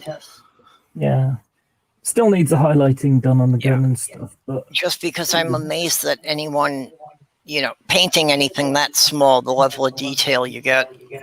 Yeah, just my hand shakes way too much. I could never do with anything that tiny. So you don't have to make me the main focus now. No, I just wanted to see the figure better. Yeah. So anyway, so basically, I met a guy at who lives in the town where I live at the Manchester store, and I have I had a table at the time, so you know, a gaming table. So I invited him over, you know, and said, "Hey, let's play some games." So he used to come and visit about once every week and a week or two. And you know, we play for a couple of games, then he'd go home, you know. Awesome. Well, he had to leave his stuff at my place because in the Warhammer 40,000 universe, there is real chaos, there is real evil. You know, there are chaos gods and stuff.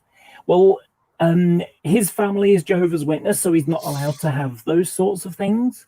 So he had to keep his stuff at other people's place so that his mum didn't know, you know, that he was dealing with witches and demons and stuff, you know, because that's like, oh, it's just like a doorway into the occult playing this game.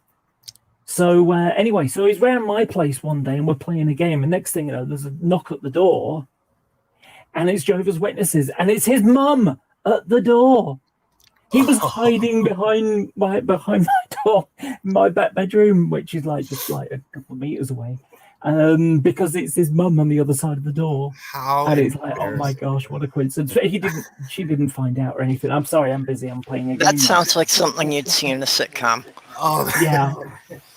There's another one as well, and it's not my story; it's someone else's, but I do find it funny. So I used to have a friend who was a vampire goth. He didn't drink blood or anything. He just, you know, he liked the whole vampire stuff and the style and the clothes and, you know, the atmosphere and stuff like that. The whole aesthetic of it. Yeah. So he had the Jehovah's Witnesses turn up and he said, look, I'm sorry, I'm busy right now. Come back tomorrow. And over the next 24 hours, he went and borrowed stuff off his friends and, you know, just dressed the place to look really bad, you know, to look really vampire, satanic kind of thing. And so, and you know, and he's got like chalices with Ribena and coffee to make it look like blood, you know. And well, in the 140,000 universe, there are the four gods. There's the Sinch, which is the god of magic. There's Nurgle, which is the god of disease. There's Slanesh, which is the god of perversion, and then there's Then there's corn, which is the blood god. And corn doesn't care whose blood is spilled as long as blood is spilled. That's what he likes. So you got corn berserkers, and they just like go around with like big buzzy chainsaws and chopping into people. You know, they're really, really scary. Well, so he basically explained to this pair of old ladies that he was a Cornite. It was blood for the blood god, and went through all the little fluff and stuff that surrounds this god. And you had, you know, he said you had these sort of two little old ladies with their legs pinned together, sort of looking around the room, really, you know, kind of like scared. It's like, oh my God, I'm in like a realm of demons here. So I have a beautiful sunset going on right now. You know, unfortunately, if I showed the camera, all you'd see is a big glare. But, you know, it's just this beautiful red. It is gross and great. Hey, Doc! Hey, Doc, how you doing? Hey there, what's up, kids? Hello, How are Doc. you? Oh, we were just Hiya, talking about hiya. Mormons and Jehovah Witnesses and what you do when they come to your door. Woo! I just got done filling out a questionnaire for jury duty. Oh, that you totally reminded me. The other day I Oh voted. dear. I voted to keep my governor because in the state of California, the Republicans are paying millions of dollars to waste everybody's time in the middle of a pandemic, as our school system is literally failing right now. Our school system is on the ropes, and we're spending It's just millions. America in general, isn't it? Oh, but in California, we prided ourselves because like we have the most comprehensive AIDS care on earth here. We had one of the best school systems. We had one of the best school systems for my son has autism. So the infrastructure here is humongous, and it's kind of deteriorating because people aren't working right now. And so it's a crisis point here in California, and we sue the governor instead because that's California style. Idiots.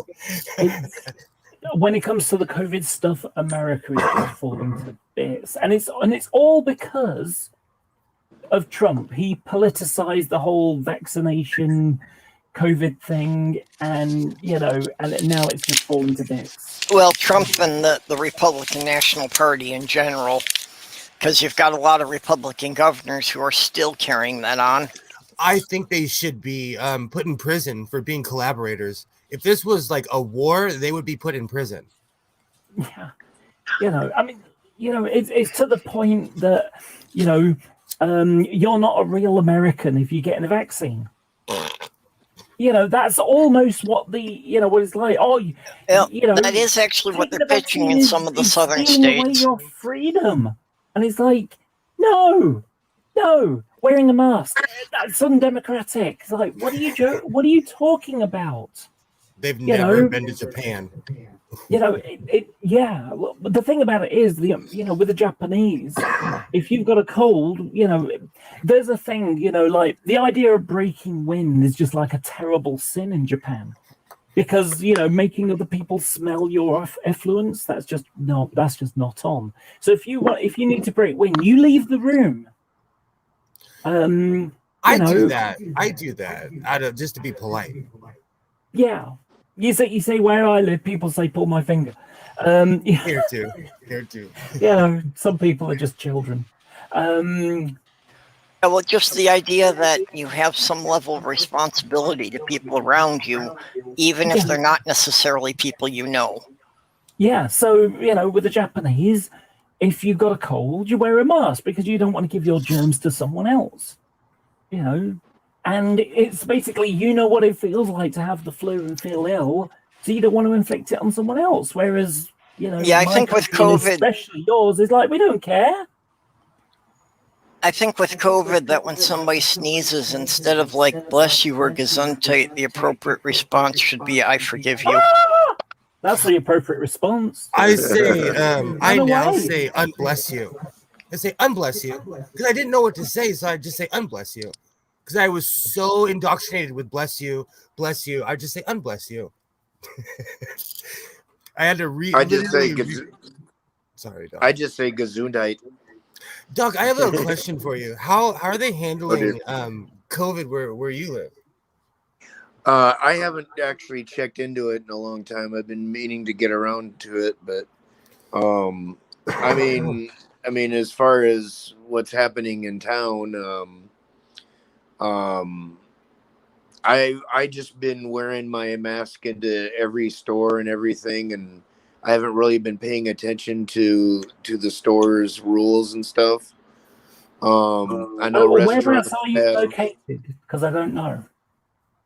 I'm in north central Iowa, American Midwest. So Yeah, just unfortunately. just south of Perp. Yeah, Iowa's basically the Midwest state that's so backwards. It's just positioning to try and be a southern state. Oh, that's beautiful. Uh, That's Eric, so pretty weird to me. much. That's so weird to me. Here, you are shunned. If Oh, you're there you there. go. That's the right angle, Laura. Well, That's beautiful. yeah, Oh, tip it back a bit or you're getting more glare, but there you go. oh, that building looks historical. You know, in America, everything was built last week. Yeah, what, did you have some kind of a church in there that was off to the side? You're muted. You're muted. We're not hearing you, Laura. Sorry. Yeah, I got a church outside. You know, and you know, it's a pretty modern church. It's from about the 1860s, 1870s. That's a pretty modern one. In Britain, that's modern. In the U.S., that's ancient history. Well, I mean, Well, let's that's just like mid-history. just to give you an idea, the biggest church in town, they started building that in the 1200s. Yeah. So, Well, you know, and that's the thing that they'd finished it before anyone knew America existed, with the exception of Native Americans. They always knew.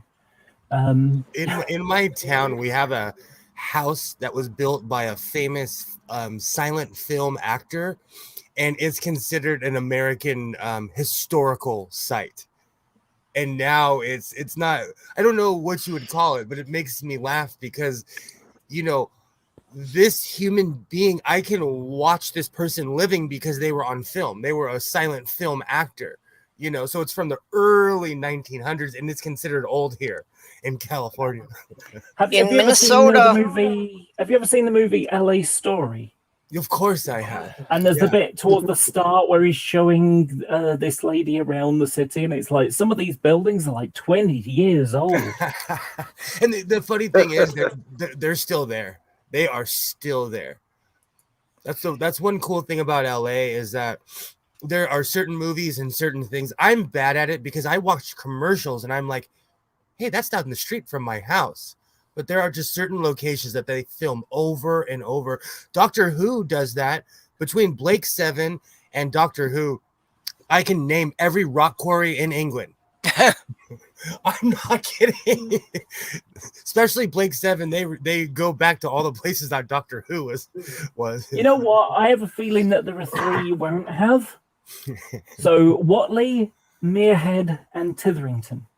Okay. Don't think they've ever been filmed in before. I well, just have one question, one very important question. Is there any other sort of quarry than a rock quarry? I'm not meaning to make fun, Will. I love you. oh yeah. Well, I was about to have a query. I was about to, you know. for any kind of natural material, I mean, you know, they have sand quarries and, you know, anything that they can that they can use as building material. Interesting. But really, every grain of sand, there's no such thing as sand. Every grain of sand is just a tiny rock. Yeah, it's pulverized rock, really.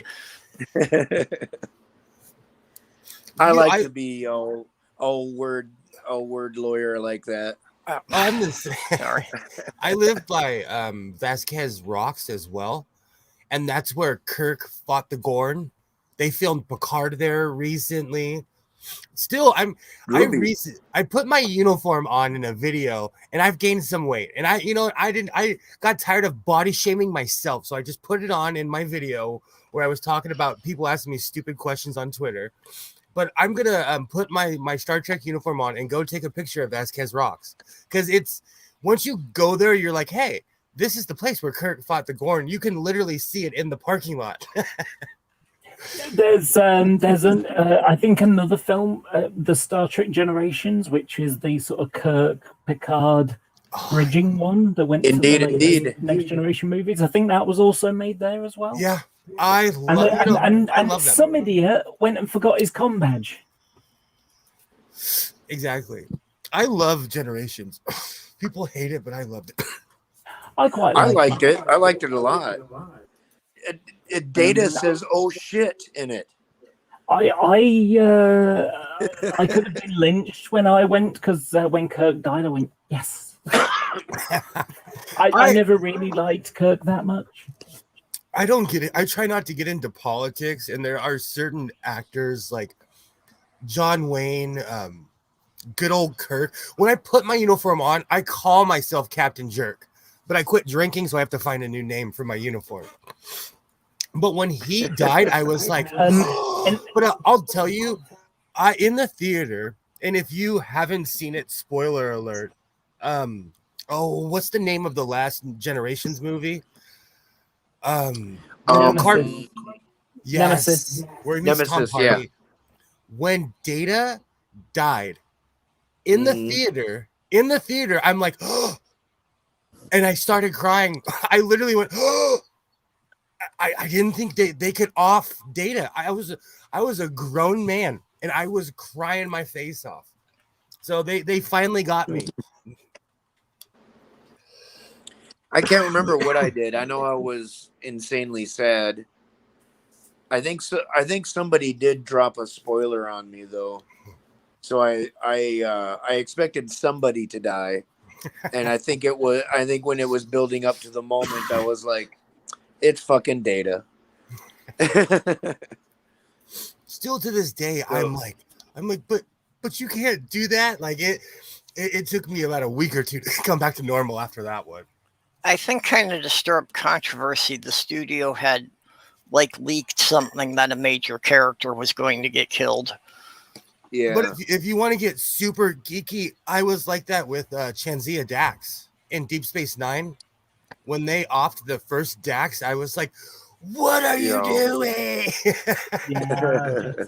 I did like Chanzia. I must admit, do you know something? When I was growing up, I'm becoming a young adult, you know what I mean?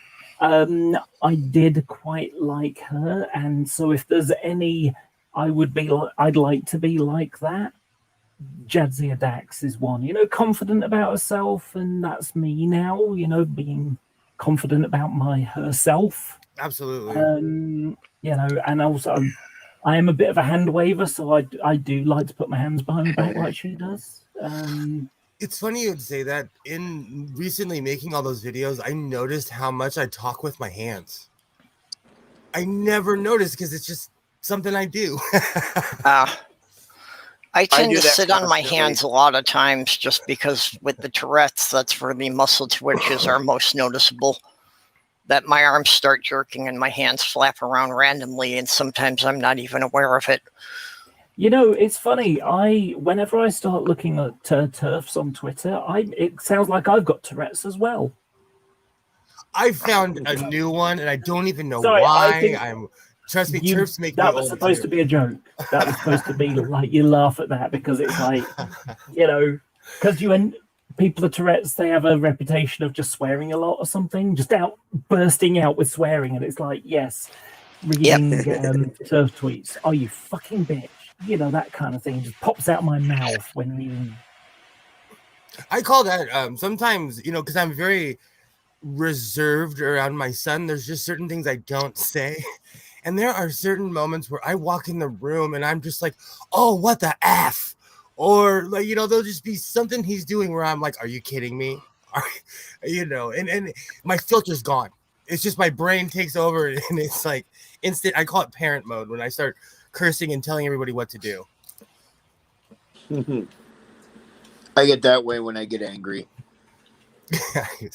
My filter starts to dissolve.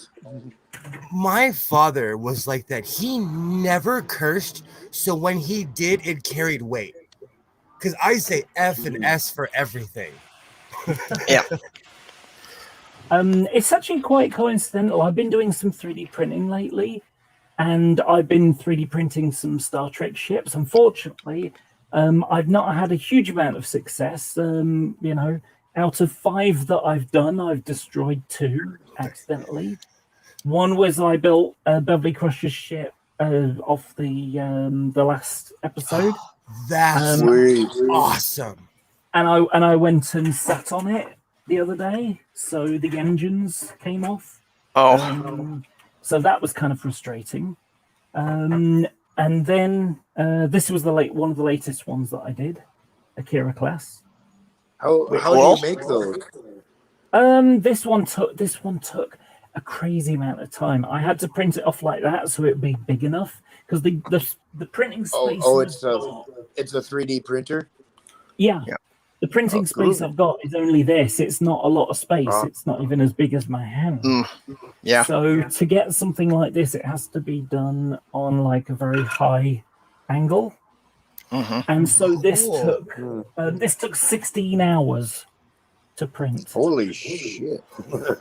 This took 8.5 because obviously it's small. It's about the height of the layers basically. I did it pretty much like this. And so it does, as it works its way through each layer. Obviously, there's not as many layers to go through.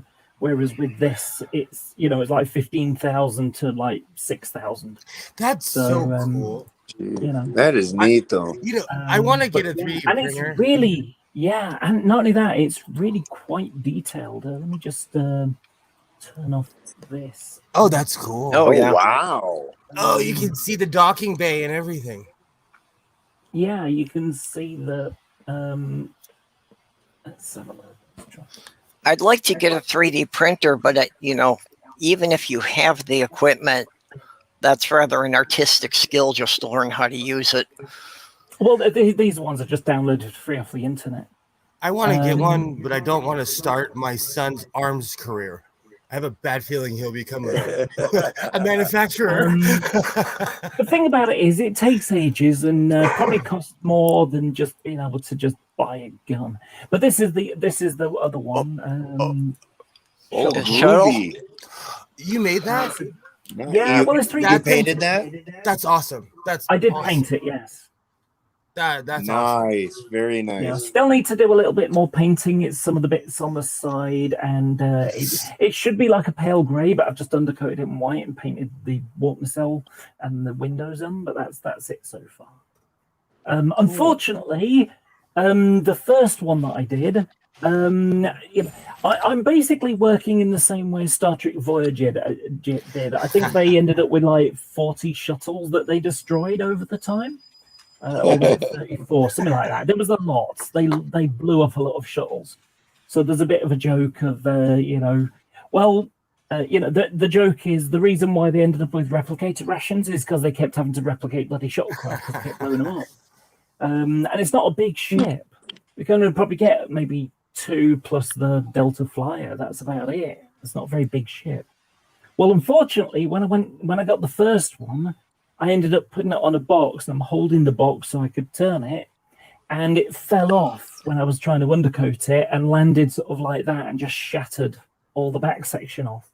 So I ended up having to print another one, which was a bit annoying. But it wasn't very expensive because the resin has come down in price, and I mean, like for example, Yeah, that's why I've heard that the materials I are. printed that off yesterday. This is clear. It was an experiment, just trialing it out. And that cost 14 pence. Oh, wow. So it's, and I think this was like, £1.25 or something like that to print off. So, not including resin and stuff like that. So, like I say, it's, it's pretty cool that I've got this. So I'm dying to ask you. Do you ever play Star Trek Online? The MMO? No. It's not that I'm against it or anything. It's just I've got other stuff to do. The problem with something like that. So I've got a bunch of models. I'm a model. I'm a railway modeler. That's my main hobby, and I've got a bajillion projects to do. And I know, Star Trek Online And what's the game you make with boxes and you build stuff? What's it called? Minecraft. Minecraft. I know that those are, sort of basically a sinkhole of your time that you could just empty into. It's just endless that you could build in all day long, every day. And I know I haven't got enough time in my life to do that. So I've had to say, no, Star Trek Online, I'd love to do it, but I'm really not going to. And again, Minecraft, same story. There are just some things that I just can't afford to sink years of my life into. And I know that I would if I'd started. That is literally my answer. And Minecraft, their music is it's so aesthetically pleasing. I could sit there for hours. And I do. My son plays it. He has a lounge chair in his room. I'll just go and sit there and pass out. Minecraft it's addicting. It is. And he's been playing it forever. Minecraft strikes me as playing with Legos without the Lego. That's how I see it. Yeah, you're an Digital avatar. Lego. Yeah, you are a Lego, basically. I have to admit, I do get kind of, it's like chalkboard. When I hear Americans say Legos, it's not Legos. There is no plural. No, I slipped Lego. there. Yes. Yeah, the plural of Lego is Lego. If I don't believe in anything at all, but I think hell would be an English person coming to California and hearing us speak. Our English is so improper because we incorporate Spanish, Spanglish, Thai words, Vietnamese words. There's all kinds of things that we incorporate down here. Piglet. Yeah. Totally. Well, so I think the difference between Minnesota is like the difference between London and Scotland. Oh, exactly. One of my favorite game is a game called Elite Dangerous. It's a space trading pirate. It's basically a space flight sim. And I printed off some ships from that, which were pretty cool. Although this one didn't go very well because it kind of warped a bit. Even though I tried shaving it down, I've shaved it too much. So ever since then, I've always made them in single pieces rather than multiple ones. So there's this one here, which is a courier, Imperial courier. And then here's a little Viper. And again, it's tiny, the size of it compared to my hand. This one, unfortunately, is just undercoated, so there's not a lot of contrast on it. But let's see if I can turn off the autofocus. There you go. So this is an orca, and it's a what do you call it? It's an airline. It's the equivalent of an airliner. You take people on space cruises. And then there's this one, which is a cutter, Imperial cutter. And I love the shapes and styles of them. The only problem is I printed this off kind of like that. So if you can imagine on the building plate, it was done sort of on an angle, so that it wasn't too high, which meant it would take ages and ages and ages to print out. So, but as a result, it ended up going wonky. I don't know if you notice, it's kind of got a decided lean. Nope. To this side, this is straighter than that one. It looks great. So, it's basically, it's a bit like a penis. It kind of leans to one side or, One of the things I loved about the original Battlestar Galactica was with the budget they were doing it on. When they showed the whole fleet going by, they had just grabbed any models that were laying around. So there are so many ships in there from classic science fiction. Yeah. Like the aggro ship is actually the ship from Silent Running. Oh, that's awesome. Right. You can minimize me now. It's weird looking at myself big. No, I just didn't know if you're going to bring another one up. So recently I made bell bottoms and I fell in love, but there was a byproduct of that I didn't realize. Something really cool happened. I now have an awesome pair of shorts. I can't. One wear leg's it. longer than the I can't. One wear leg's it. longer than the other. My Aspie brain goes, no, no, no, no, Yep. no, no. Well, these are just like literally the raw cut prototype. You know. Yeah. I'm probably gonna cut any shorter, it'll be illegal even here. Oh no, you're gonna have people, calling for you to be modeling your short shorts. Oh, I'm going to, and that's part of the enticement is if I get to 100 subs, because I can't go completely naked, because YouTube has some standards. Mhm. So I'll just I'll wear these instead. Wait a minute, 100 subs? You haven't got that far yet? No, I haven't. Godless Sewing channel. I make crappy sewing videos and tutorials. I thought you were past 100 though. Yeah, I would have Not thought yet. you'd been past that. Crikey. No, I'm too busy helping everybody else, but it's been a month and a half that I've basically taken off. Hmm. But I'm back, damn it. Do you know, I don't even know how many subscribers have been. I mean, I've been doing it for like 10 years now or something. I don't know. I can't remember. And I've been working overtime on my Husqvarna Viking Emerald 116. Everybody should go out and go get one, and they should sponsor me and give me another one. I don't believe it. I've got 913 subscribers to my YouTube channel. That's awesome. Yeah. I've got another YouTube channel which I do model railway videos on, and that's got about 600 or something. I'll tell you the one thing I don't do is I don't promote at all. Like the other day I posted in a group I'm in, and I got a sub, and I'm like, I should have done this a long time ago, because some people just don't know that my channel's up and running, and it's not just live streams anymore. Well, I'm just surprised because usually the best way to build the channel is by just doing cross-channel promotions, and I just thought you had appeared on enough other people's channels that you would have gotten a few subs from each of those. I'm like exotic cheese. Let's be real. I'm like exotic cheese. Some people love it, and there's no in between. Yeah. People either love me or hate me, and I'm very unapologetic, and I have boundaries. So I'm not everybody's tea. That's okay. Mm-hmm. But now I'm making crappy sewing videos because, honestly, sewing is what I love to do. And because my son's doing homeschooling, my job runs itself. It's what I do, So. Yeah, I'm stuck in the 470s still. I can't get up to 500, and I've been that way for about a year now. Yeah, my model railway channel's got 680 subs. But again, I haven't really pushed it enough. Although I do have a collaboration with one of the big names out there in the model railway videos.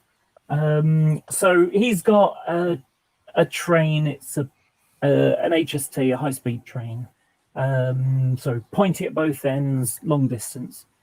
So he's got one, and the buffet car on it is the wrong type for where he models. So he models the Western region, and he's got an Eastern region buffet car on his Intercity 125 set. 125 being the speed of it. Anyway, so I got in contact with him to let him know, and I said, look, if you buy the parts, and I give him a list of the parts, I'll do the work for him. And so he's like, oh yeah, that'd be great, thanks. So, well, what's going to happen is when he, he proposed the idea. So when he's going to film some stuff there, and then he's going to send me the model. I will convert it, and I'll video it myself.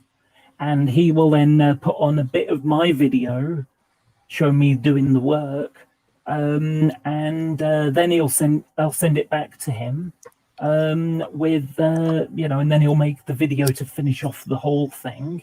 That sounds so cool. Like I say, it's going to be a collaboration, so I'll probably get a number of subscribers from that. That's awesome. Well, anybody who's into building things, I'm trying to develop the universe for my novel, which is just based on this galactic universe. Sorry, I got mute you here, Laura. Oh, sorry. Based on this galactic alliance, so it's like 1,000 races across the galaxies, that have come to kind of working together, or at least have trade agreements, You know, Ooh, so I'm just looking for anybody who's got ideas on novel spacecraft, anybody who wants to design a ship for an alien race. No matter what it looks like, I'm sure I'll come up with a race it'll fit in with. Ooh, well, if you think about it, if you came from a textile planet, it would be destroyed. So, like, because I'm thinking of clothes, and like the process to make dye, they triple use and overuse the water, and so when it gets put into natural water, it destroys everything, i.e., India. But my whole point is, if you came from an entire planet that was like that, your spaceships would almost resemble that, you know. So textile ships would be like half junker almost. I don't know. Run away with that idea.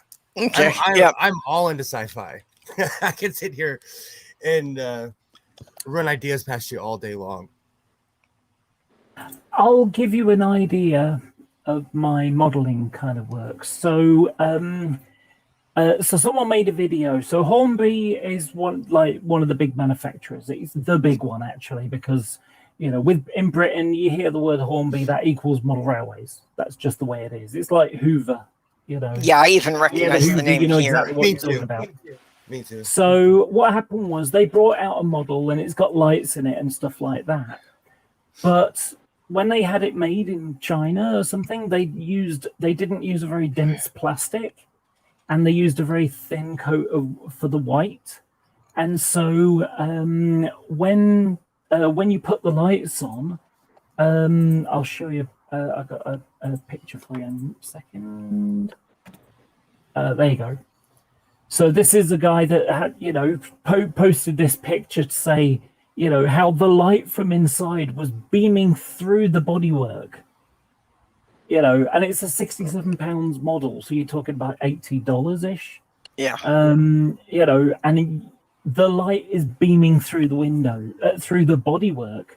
That's not light reflecting off it. That's reflecting through it. Yeah, the plastic is just too thin in those spots.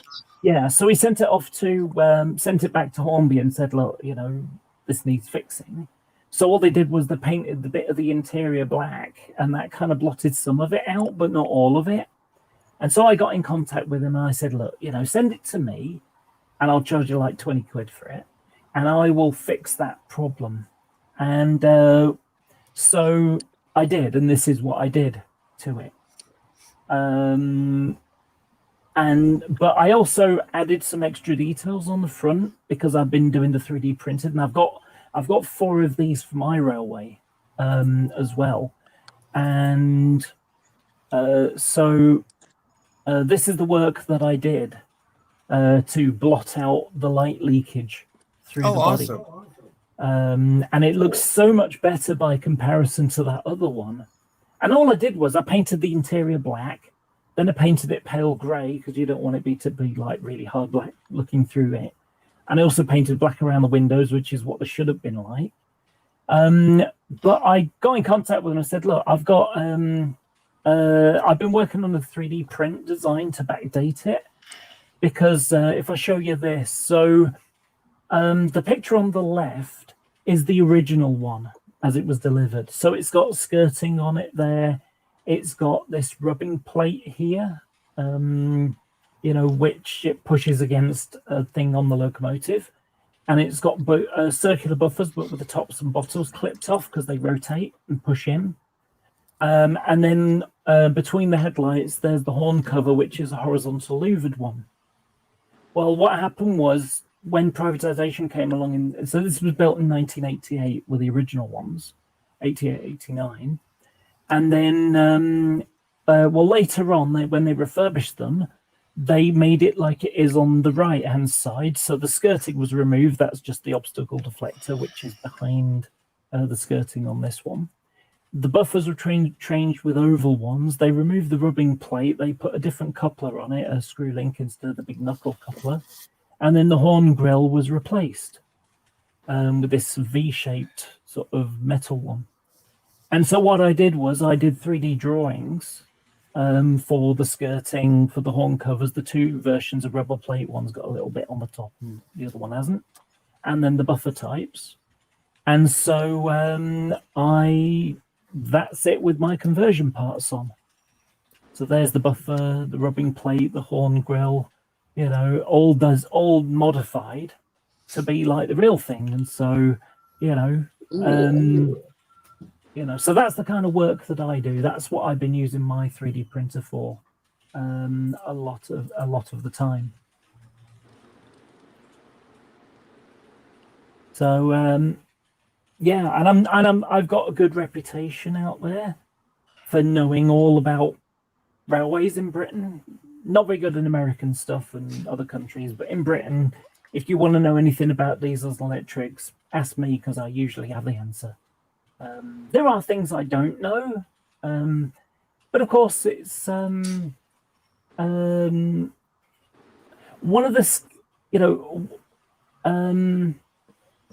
one of the things that people really should do to survive, I don't know, the internet and just save face, is if you don't have an answer to something, don't con and pretend that you do. Just admit that you don't. It's okay. It's not a sin to not know things, to not know something. That's a concept a lot of people seem to have trouble with. Yeah, I mean, do you know who Dreadnought is? Yeah. Okay, so he was chatting to one of these religious idiot people, and and someone who was trying to sort of make it look like he knew more than he did, kind of thing. And so it's talking about evolution kind of stuff, and Dreadnought said, "Oh yeah, have you heard about the Genova project led by Dr. Sephiroth?" And and he's described, Professor Cloud, sorry, and it's like literally talking about Final Fantasy VII characters. Cloud and Barrett. And this guy he was talking to, like, oh yeah, I heard about that, and it's like, and he hadn't. He was just bullshitting, because the idea of not knowing something was a sin to him. He needed to have the answer, even if he had to make it up and bullshit his way through. And of course, it's easy to find out the bullshitters. That's like what little kids do when like little kids don't know about lying yet, but if they don't know the answer, they will make something up because they feel pressured to come up with an answer. And so they lie, but they don't know about deception yet. Yeah. So it's like, it seems to be a sign of an immature mind, As an adult, I'm always like, show me proof, or GTFO. And that's like, kind of a weird thing too. Maybe sometimes adults feel even more pressure sometimes to come up with an answer and do much the same thing, just kind of momentarily regress, even if you're an intelligent person. I'm okay with not knowing. I'm okay with saying, hey, I don't know. I what is it? Like, it's the honest answer, isn't it? If you don't know something, it's the honest answer. I don't know. It is, yeah. It's okay to not know. There are lots of things I don't know. I know lots of things, but there's lots of things I don't know. I love learning things. Yeah. Like, I've learned so much about my sewing machine in the past 2 weeks just by watching tutorials. I've had this thing for a year and a half. There's functions I didn't even know it had. Yeah. Because I didn't care, because I only used it for one singular thing. But I sat down, I took a master class online, and I'm amazed at how efficient my machine is. I had the same thing with my old sewing machine. I didn't know how the buttonholer thing worked. Yeah, I've been like that too with the sewing machine. I would do one side, then do the other side with the zigzag stitch, and then rotate it and do the zigzag stitch the other side. And the reality is that, there's this little arm that pulls down and you push on it, and it just does it. So all you do is you hold on to it, and when it's gone the length it needs to, you then let go, and it comes back the other side. It's like, Should I And be before frightened that, at the before term I buttonholer? became good at the zigzagging, I Yeah, used to stop. hand Yeah. sew it. I'm hand sewing right now. I use it. I have busy hands, so it's one of those things where I always have 100 projects going at once, like you were saying earlier. I know what you mean. unboxed my. If you're doing something like that, you're not smoking or masturbating. Well, less smoking. I have an old Bel Air sewing machine. I completely refurbished it and brought it back to its glory, which wasn't much because the previous owner, aka my grandmother, took better care of that thing than people. It just really needed to be oiled, Yeah. and properly threaded and everything. I should do a video about that because I have yet to see anybody have a working Bel Air sewing machine online. Because it's a Japanese machine. Right. I would unhook my laptop, but I have so much. I got a brand new laptop that I'm talking to you on. It's a MacBook Pro with the M1 chip. It's a beautiful computer. And it's the reason why I'm making all those videos, because Mac makes programming for people like me. Literally like a Riemann in Star Trek, they have pictures now. Okay, I see what a Bel Air looks like now. Oh, it's beautiful. It's we used to have things like that, but it was what was the name of the company? Oh, I have too much stuff. There was a UK sewing machine company, and I can't remember what they're called. Yeah. When I was growing up, we had a similar, old treadle machine with the cast iron base in the house. But I think ours was an actual Singer. That's the thing. The front end of it reminds me of like a 57 Cadillac. I love those old sewing machines. Singer is what I was thinking of, a Singer sewing machine. This table is a Singer table from the 60s. But my machine is too small, and the sewing machine itself is in my storage unit because it's one of the billion projects I have. The first machine that I used for my stuff, that was a Singer, but it was probably one of the first motorized ones, because it was literally like a hand one, and awesome. it had a belt which had a motor on it. So it was it was designed as one that didn't have a motor on, and then later they added a motor.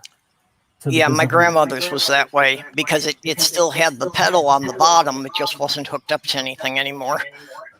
Yeah, well, this one had a handle on it. You rotated the handle. Oh yeah, those came even before the treadle ones. Yeah. One of the reasons I don't use my Bel Air as much, though, is it pulls almost as much power as a welding machine.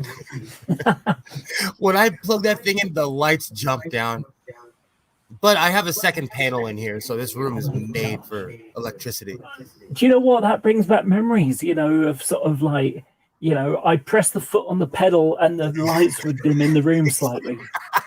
I laugh because about 2 weeks ago, I went to my storage unit and I'm like, I don't have all of my sewing accessories in the same room at the same time. And I don't even know why anymore. So I went and got the rest of my stuff. I pulled my I've had this since I was a little kid, this table. And so I pulled everything out, and like, I'm like, why am I just letting my Bel Air sit there? Because it's a beautiful machine. But because of its age, it pulls more power than a funny fact, survival fact. And no one's going to be using a coffee maker in the apocalypse anyways, but a coffee maker pulls more power than your average household appliance. Well, yeah, electric heating elements are notoriously inefficient. I have all these fancy generators. When the power was out, I was trying to show off. I couldn't make coffee on my giant generators. I could, but on my smaller like EU Whisper watts, I couldn't, and I was like, "What's going on?" Yeah, if you don't have the electric grid, you're going to want to go old school, and you're going to want to put it over a gas burner. I'll go cowboy style. Fire. I have the tin and everything. I'm ready. Yeah, sorry, ambulance going. Yeah, heating water just takes up too much power with electricity. I was shocked, even with my the solar panels that I did a video about. That'll power a lot of stuff in this house. I wouldn't even dare to plug in my coffee maker to that thing. Well, you know, that's why, like, electric space heaters, the biggest one you can get that'll run off a standard outlet in the US is 1,500 watts. You know, and that's not going to be enough to even heat like a 10 by 10 bedroom. You want to know something funny? My computer has an 850 watt power. Was it 850? Yeah, 850. Yeah. Yeah. And I'm going to be getting a new one at the end of the year, which is 1,300 watt power supply. However, however, it's worth remembering that it's an intelligent one, so it'll only suck up as much power as it needs.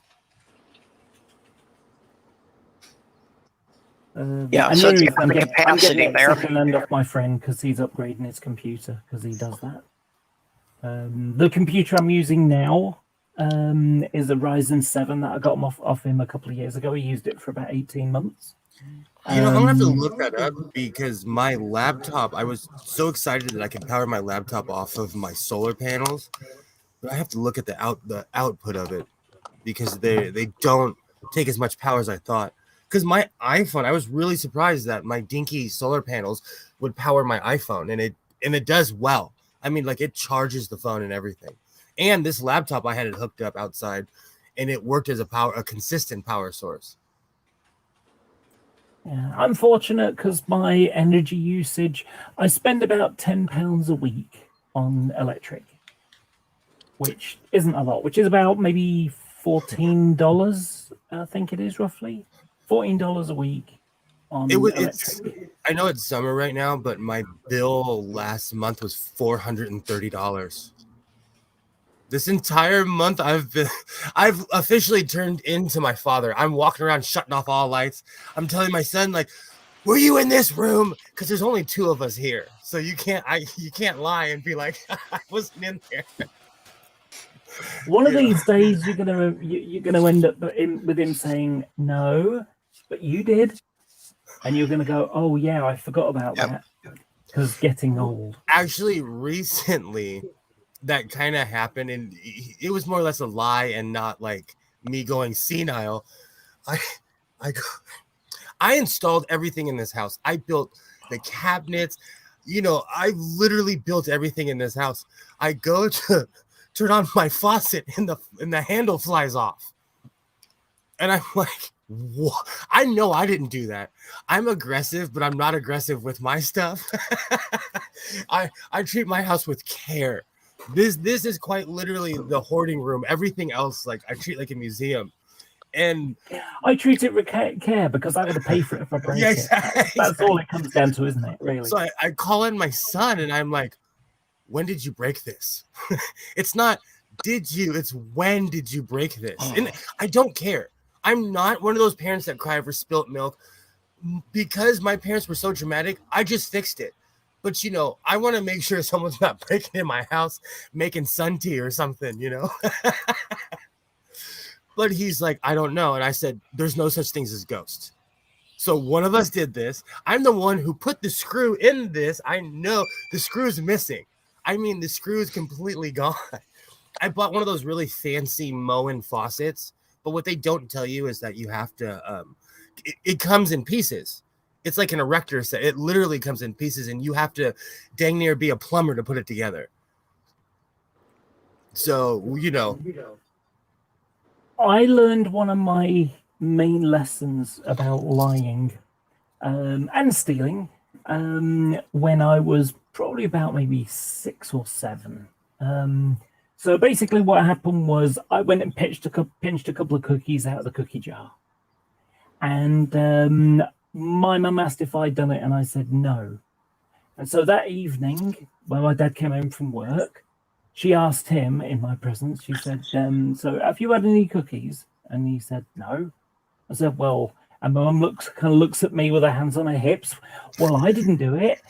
And he didn't do it. And the dog didn't get on the counter and unscrew the jar. Did she? So there's only other one person left, isn't there? And it's like, yeah, okay, so did you do it? Yes. So I got punished, and fairly so. Well, a few weeks later, a few months later, I can't remember how long I was a kid. Time flies when you're a child, or drags by, but who knows how long it was. Anyway, so a couple of cookies go for the cookie jar. So I got, Mum asked, did I do it? And I said no, and I got punished because I was lying. Well, I wasn't lying, I was telling the truth. So my dad come home and says, guess what they did today? And, my dad says, oh, I had them. And my mum was really apologetic and, whatever.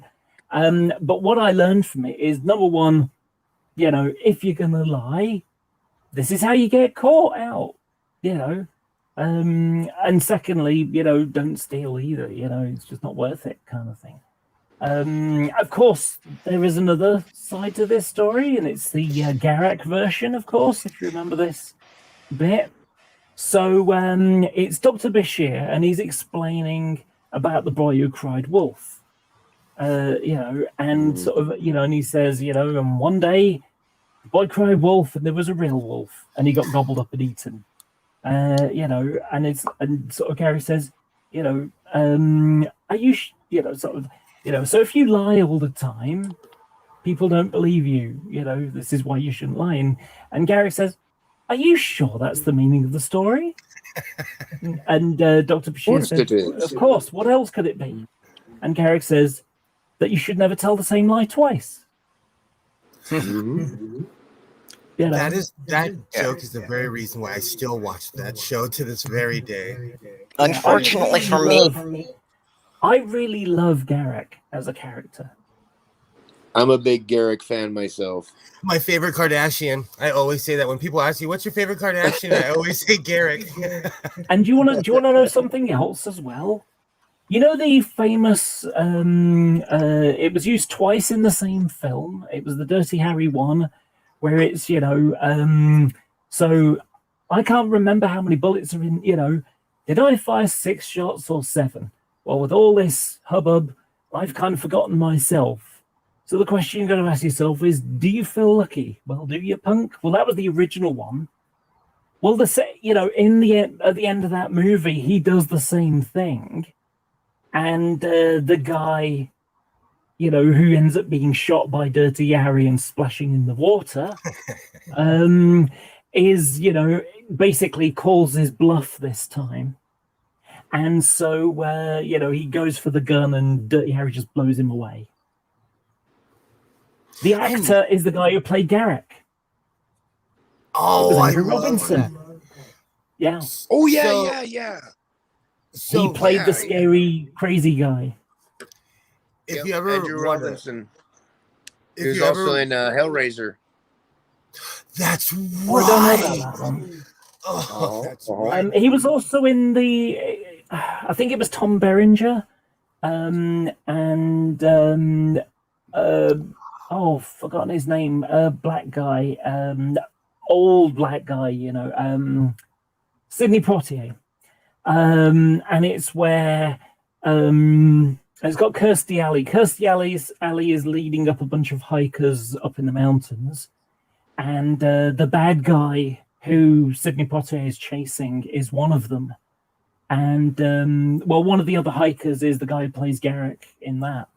And there's a really funny bit in the movie where they're up in the mountains in this sort of shack, like a refuge for the night kind of thing for people hiking.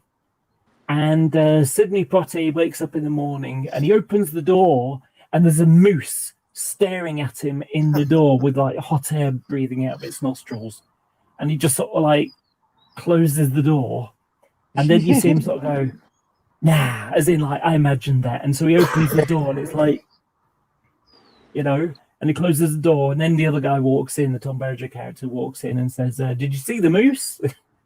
You know, but it's just that moose staring at him with the nose flaring and the air coming, you know, the hot air coming out of its nose, and it's like nervous, like shutting the door. Funny moment. It's one of those favorite ones. If there was ever a human being that was in every other movie, it's Robert Picardo. He Heck was in a yeah. lot. Robert Picardo. Name me a movie in the 80s. Robert Picardo is. Name me a movie that he wasn't in. Back to the Future. I'm obsessed with B movies. Maybe I have to look that up now because you never know. He could have been on the craft service, you know, food table. Robert Picardo has been working for 30-something years, you know. But there's I'm into really bad B movies, and I bought, you know, because I'm always out buying stuff and always picking. Because I still have a VCR. I'm that guy at the thrift store who buys VHS tapes. I bought this really terrible movie called Memo's Mind. And in the first 20 minutes, I'm forgetting the guy's name. The dad from Malcolm in the Middle. The guy from Breaking Bad. Yeah. Cranston or something. Thank you. Bryan Cranston and Robert Picardo were in the movie. Okay. So 2 weeks later, I go and I get another crappy movie. Robert Picardo is in it. I recently went and in the $5 bin, I bought an asteroid movie at Walmart. Robert Picardo was in it. No advertising, nothing. I mean, it was a bad movie. But I don't know. I love those really. There's a movie called Big Ass Spider. I love that movie. I've got a movie for you to try and find. Wasting Away, it's called. I've seen that. It's cheesy as anything. Somewhere. I do like read cheesy movies, especially, you know, like campy horror movies. Mm-hmm. Yeah, I'll read the synopsis in it.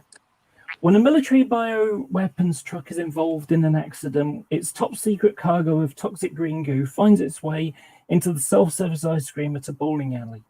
And when four friends enjoy luminous green sundaes, they are transformed into the waking dead with a craving for brains. The world looks very different through their eyes as zombies, and seems that everyone else has gone mad, confused, scared, and convinced that they're the only sane ones in a sea of infected humans. The friends struggle to set things right. In their search for truth, they become completely unaware of their rotting undeadness, but do find that life only begins at death. And what's hilarious about it is, so basically they've drunk this stuff and they go, oh, and they end up sort of waking up. And they're zombies, they are dead. And, you've got the color universe that they're seeing things in. And then you've got the black and white universe, which is what we see. So we look at them as like, zombies with like really bad skin, sort of looking like this, Yeah. And so, like, for example, you've got, someone, one of them is like doing like, like a karate, kind of thing, ready to fight kind of thing. And it looks really stylish and really well done. But in the real universe that we see, he's just going, stomping around. You've got a couple, the young couple, these ones, and they're like doing this really passionate, lovely kiss. But in the real world, they're just like two, just dead bodies merging together and kind of thing going on. It's so funny. Oh, it is. But it's a rubbish movie, but it's funny in its rubbishness. I love it's a bit like, it's like The Room. It's a bit like The Room. I still haven't seen that yet. I'm gonna spare you by going grabbing it, but like I go as far deep as I have Left Behind and Left Behind 2, which are Kirk Cameron movies. Oh, they're dear. Those I've are some of them before, but I've downloaded them but never watched them yet. So I found them at there's this one thrift store I go to, and they sell VHSs for $1. I know for a fact that the people that run it are atheists because they sold that movie for a quarter. And nothing in America is a quarter anymore at all. I don't care where you are, who you are. So I come back like 2 weeks later and they're like, hey. And I'm like, what? They're like, we have Left Behind 2. and I'm not kidding you. They're like, we'll give it to you for free. So I got Left Behind 2 for free because it's such a crappy movie. And I told them honestly, I'm like, look, I'm an atheist, but this has to be in my collection. This has to be in my collection of VHS. Do you know what? You know, when I say like Left Behind 2, it does sound like a weird contradiction, doesn't it? Absolutely. But then again, I think the same thing about what was it called? Final Destination 2. Yeah. You know, that just says, and if you want to know, here's the key thing to take away from the Final Destination movies. Final Destination movies are Tom and Jerry cartoons live action. Well, how many sequels have we had to the Final Fantasy? I know there were at least 7 or 8. Yeah. 7. I'm not trying to age myself, but I almost failed 10th grade because of Final Fantasy 7. But I had very angry parents. I was obsessed with the game, and I would lock myself in my room. It was bad. That was the first game I had that had 2 discs. Like, I loved that game. I loved that game. But I had very involved parents, so my dad grabbed me and was like, I'm either going to smash this PlayStation on your head or you're going to pass. So I passed. Okay, Mage wants to know where they can find Wasting Away. I'm sure I saw it on some streaming service somewhere. Maybe Hulu or something. Maybe Tubi. YouTube, I've actually watched a lot of really bad Ernest Borgnine movies. I've watched the entire series of Lex on YouTube for free. You just have to find people mislabel things, because I'm obsessed with 70s and 80s television. I watch all kinds of British television and it's just mislabeled because they don't want to get it taken down by the BBC.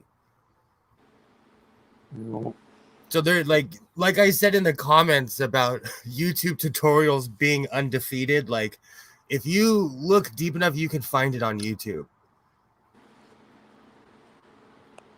Yeah, mostly you just have to find a creator who's got, the same taste in movies you do, and they'll probably have a whole collection you'll want. Exactly. Like I'm obsessed with sci-fi movies. I found a playlist to Earth Final Conflict, the Gene Roddenberry series. I've now seen every single episode, for free. Well, I'd say, I've said that I actually found the whole atheist online community because I was looking on YouTube for, 80s animation series. And there are some cases that I've been able to find, virtually an entire series, like almost every episode on YouTube if you look around enough. Exactly. And YouTube will take it down, but somebody else will just bring it right back up. I'm aging myself, but I was obsessed with a soap opera called Passions. And I moved out of my house in the late 90s, so I never saw the conclusion of the show. I watched it on YouTube. They had the entire series on YouTube, That reminds me, I've got to look up if they got Inhumanoids somewhere. Haven't seen that one in ages. Laura, you're muted. Sorry, yeah.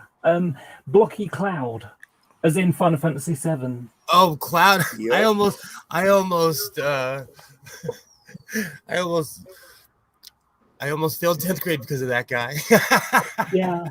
I love Final the Fantasy nice thing VII. about it is, if I just slice the thing to make it a fair size, it's going to take 14 hours to do, but it's only going to cost 58 pence. So not even going to cost me $1. So you're kind of reminding me of something. Like, I recently got my truck fixed. Mm-hmm. It's a 1988 Ford F-150. It's my dad's old truck. It was more nostalgia. So last Saturday, I was like, I'm gonna go thrifting in this thing. I'm so excited for all the money I spent. It cost me $120 to fill the tank. Okay, so these are. So I didn't So save they any money. also the Final Fantasy VII characters. I saw them on a free to download stuff. So you got all the different characters in sort of more anime style. Hey, hand me my white hat. This is Final Fantasy VII for you. You know what? That's the one thing I haven't made is that sword. That's one thing I haven't made yet. That's Aerith. I'm saving up cardboard to have a cardboard war. Yeah, I rather see a flaw in having a sword that weighs more than you do. Yeah, Absolutely. that's Sephiroth. But I used to do that for last time I went to a Transformers convention. You know, that we had made all sorts of Nerf weapons, mostly out of the foam pipe insulation and electrical tape, because I could get it in like 8 different colors. What else? That stuff is fun. Isaiah and I, we play around with that. Cookie cutter. Giraffe! The Now, one you know, I reason- never thought of that application to it, but that would be great to make custom cookie cutters.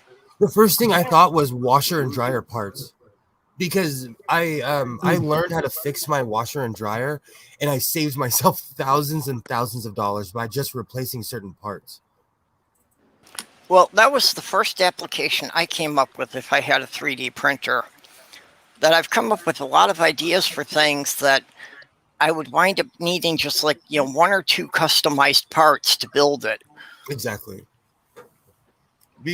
That's literally how I found out how to fix my washing machine. Man. I'm a very honest appliance guy. Yeah, there's an Iron Man. Cool. You know, Well, let's say you can get all sorts of things.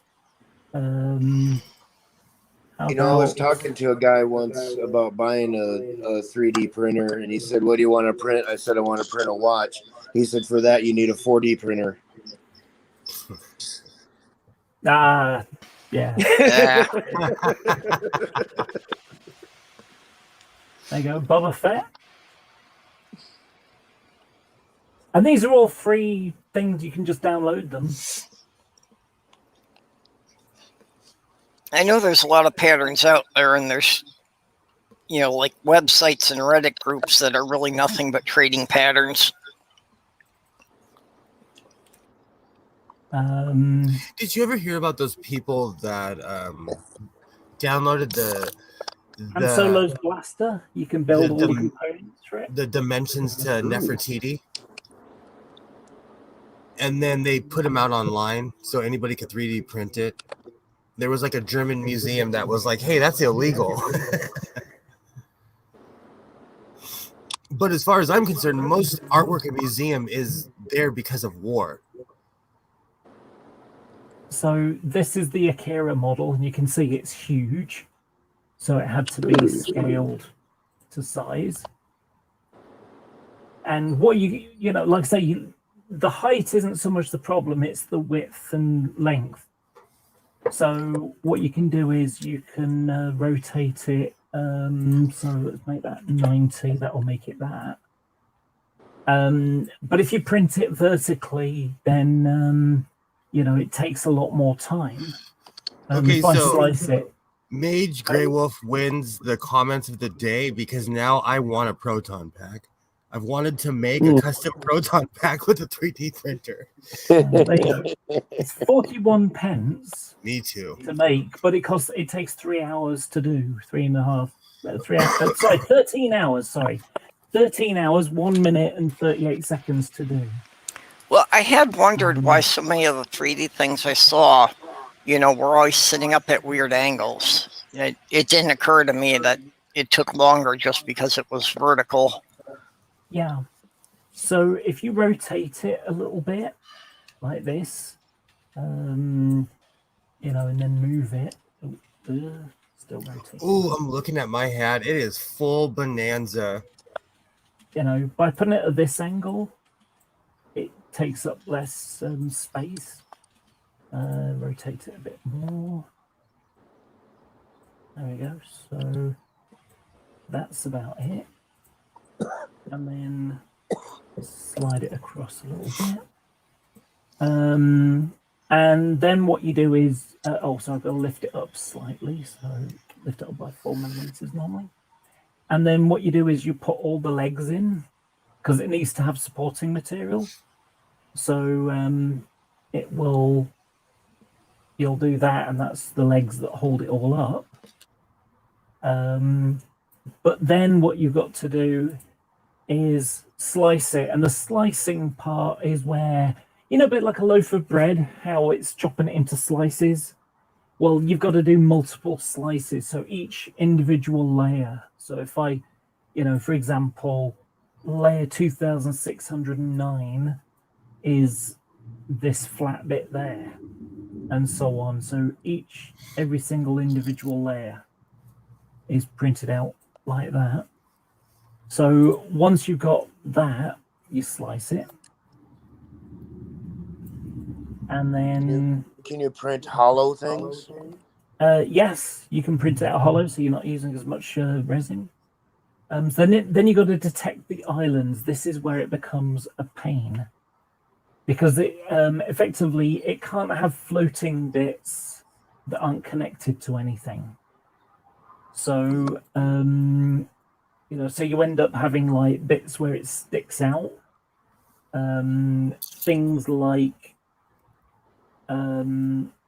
Things like these, the lifeboats, hatches, those will need a support because otherwise they'd be floating in the air, in the middle of nothing, and it needs something to attach to. So you'll see in a moment. I was wondering, how do you determine like how many legs you need to support it? There's just a thing where you can click all, and it will look it up and try to do it for you. But what we're going to find in a minute, I know this because I spent ages doing it. Once it gets to the end here, it'll see how many islands there are, which you then have to fill. So you have to put a leg to connect it to it. So like say, like the lifeboat here, you know, there are 4 there. So you'd have 1 leg to there, 1 leg to the bottom of that one leg to the bottom of that one leg to the bottom of that one. And likewise for other bits and bobs here and there. So you'll see in a minute when I go to this button here, which is show the island, isolated island layers. Still looking it up.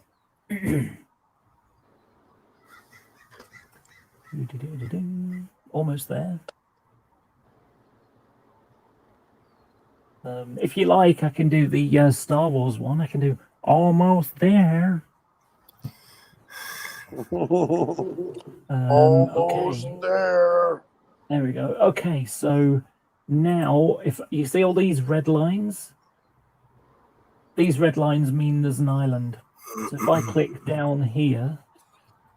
Okay, so you've got to go back to that layer to connect so something.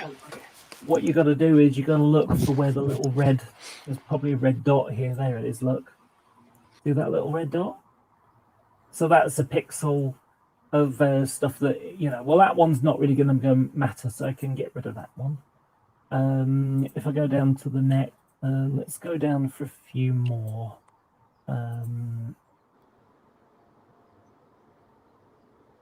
Go for some more obvious ones.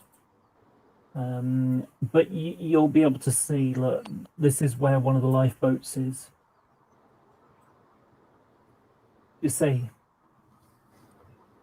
So one of the lifeboat hatches, if I scroll it up slightly, can you see where the new one starts?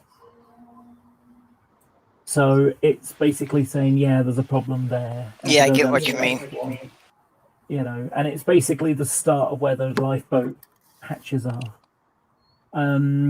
Now, because I know that this is a problem, when I do the, and of course, if you want to fix it, it's like, okay, that's the problem, right? So I'm going to go back, and then you go to the thing where you can create the legs for it. And so I can add a leg to, you know, let's say the lifeboat hatch. Can you see how it's picked one there, but it hasn't picked one here? So you just got to scroll around to put them there, you know, and so on all the other places.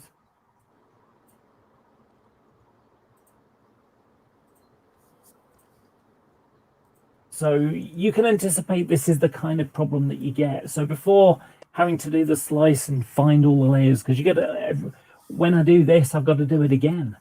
I've got to wait for it almost there, kind of thing. You know, it's got to search for all the islands again. So because I wouldn't be godless sewing without asking an improper question, how much space would I need to make myself a massager or just a good wand? I have no idea, but Would I probably need like not a this- really big? I doubt this kind of 3D printer will be suitable for you, though. Oh, Because that's this is very disappointing. small spaces.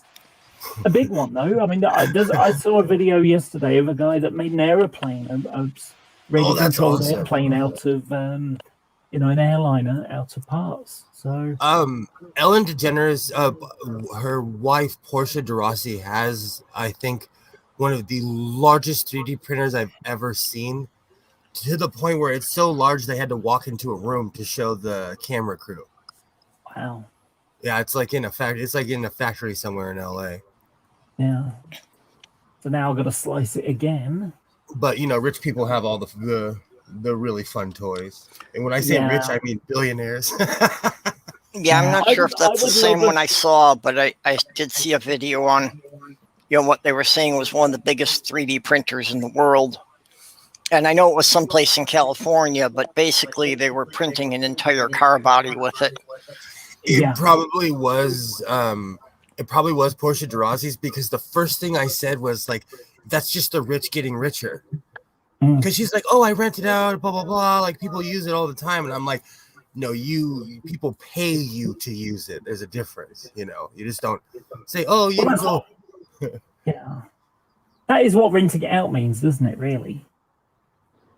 Yeah, but as like I work for a nonprofit, so there's certain words that we use to be like, hey, we're really self-sustainable, but can you give us money anyways? Donations help it. There's certain wording that people use, you know. So I catch the BS like right off the bat, especially with people like that, because at my job, it's a charity, but it's not like Ellen DeGeneres, who's literally a billionaire, you know, or somewhere close. I can empathize because I work at a hotel, and the language is of what we do is sell hotel rooms. Exactly. And that's very confusing to me because it's not like you can take it with you. So true, though. It's so true.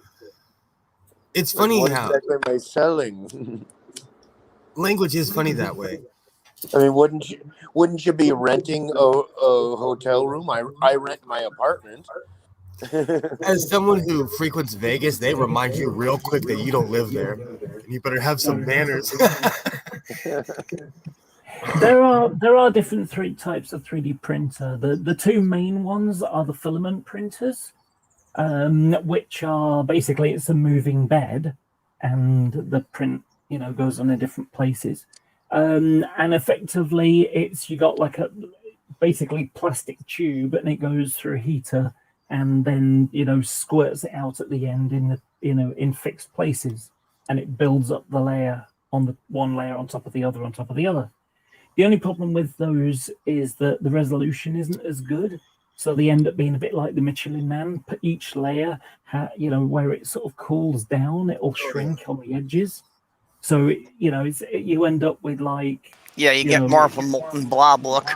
yeah. So what happens is if you run your fingernail on it, almost like a deck of cards kind of thing.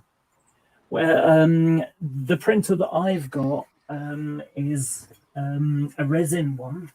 So what happens is in this here, I've got a bath of resin, and then the top plate comes down, and it lifts up, and then there's the resin is UV sensitive, and underneath there's an LCD screen that emits UV, and so it emits through the bottom, which then hardens the resin, and then it goes up and goes down to the next layer, and then hardens the resin there and down again, and so effectively the model is printing upside down. So if you can imagine, this would print out, like this, coming out of the bottom of the plate.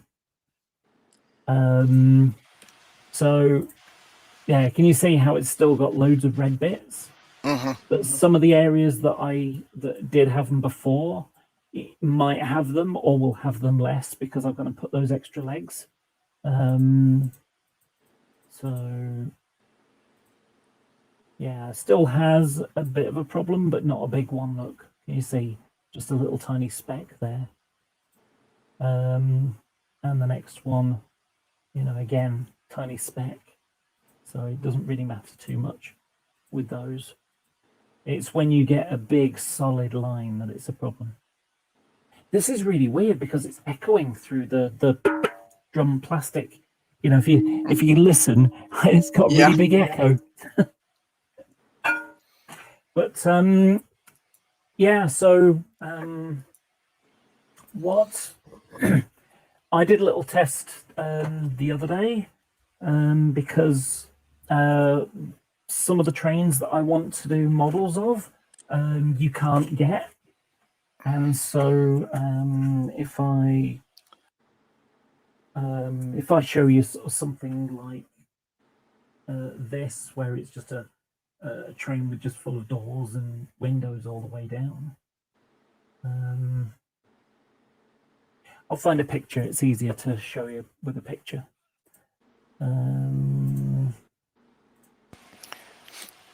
Well, I hate to cut things off here, but I gotta wind it down. We've been going more than 3 hours, and I've got other things I need to be doing. It's my bedtime. Give me a couple of seconds. I'll just show you this one last thing then. So,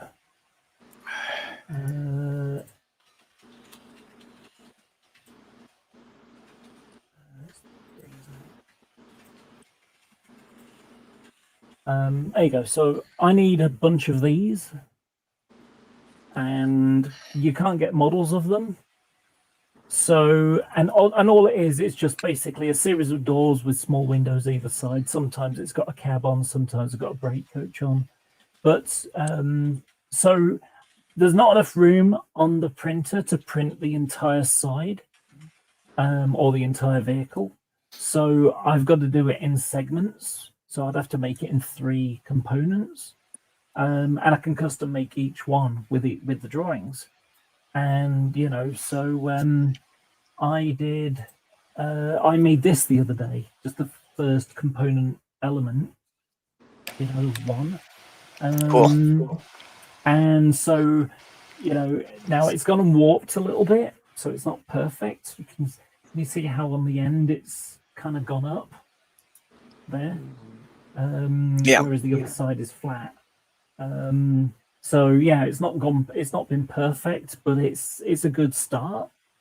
And so I now know that I've got some things to solve with it, but generally I can make it myself. So instead of having to, and the nice thing is, once you do one drawing, you can make 10 of them or 50 of them if I want to. Yeah. So you can print out however many you want. It's just how much time it'll take. Yeah, exactly. It's like I said with this shuttlecraft. I was doing like Voyager. Oh, I destroyed one by dropping it on the floor. Well, I'll just print out another one. You know, yeah, I lose the time and effort and the resin, but you know, so yeah, so that's what I'm working on now, and I've got loads and loads of projects now, thanks to this. Converting different types and doing battery boxes and fuel tanks and all sorts of things for different models. So it's good stuff. Anyway, you can minimize me now. Okay, well, let's go around to wrap ups. Laura, you got anything coming up you want to plug? Maybe. I bought a new toy recently. I bought something called a Stream Deck. Have you heard of one of these before? I've heard it mentioned. I'm not sure what it does. It's basically a USB box, and you can connect it to your. Oops, sorry, I forgot. I went and took the. I pulled the camera out. Let me plug the camera in again. That wasn't the USB you were looking for, Laura.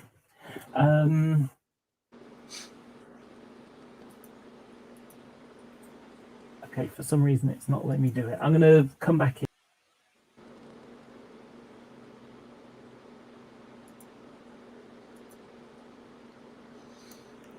Okay. Well, Will, you got anything coming up to plug? Of course I do. I am Godless Sewing of the Godless Sewing channel. Go subscribe to the Godless Sewing channel. I have a video coming up about my latest thrifting haul because it's quite literally what I do every Saturday. So I figured I might as well just start making videos about it, about all the stuff I upcycle and recycle and donate. So Yep. Cool. Fun stuff. Laura, I don't thing. know what's going on with you, but it just says device not connected, so I can't click you in. One more really quick thing. I've if you haven't noticed, I've changed the direction of my channel, but it's quite literally just an atheist living his life. So come on down. I'm going to start doing live streams again. I'm just, I took some time off because I needed to. So Beautiful. Uh-oh, we lost Perp. Now I can go off even more. Husqvarna Viking, Emerald 116. I would appreciate a sponsorship. So yeah, thank you very much. Okay. Doc, you got anything coming up? Well, I have been creating some content, except I post in people's nightmares, not on any social media. So coming up, we're gonna have somebody doing a presentation at work in the nude, and and next week we're thinking about a person with acrophobia taking a plunge off a tall building. Okay, so if you want to be traumatized in your sleep, remember to subscribe to Doc Fearsome. Yeah. Oh, that's why. Okay, Laura. I finally got it. So this is called a Stream Deck, and you can custom make your buttons. Gosh, it's looking. Okay, so what does it do? You program the buttons for? Yeah, so you can basically connect it to Streamlabs or OBS or whatever, and so I can have it so that I just press this button, and it will change the picture, change the stream to there, without having to sort of select this and select that. I just press a button. And it can do so many things. I could have a, let's say I'm doing a model railway video or something like that. I could have a train horn button set so that, if I want to do like a wow, something like that, you could do that. And all sorts of other things. So it Sounds like it would be a cool thing to have. I think it's gonna be really useful for for doing live streaming. It makes life a lot easier and a lot more simple. Mute your mic, just a button. Yeah. So yeah, I've got to figure out how to do all this and set it all up. And so then I'll be able to make more videos. Make them a bit more gimmicky, make them a bit more streamed, as it were. So yeah, nothing really planned. Just trying to make what I do look better. So yeah, that's it.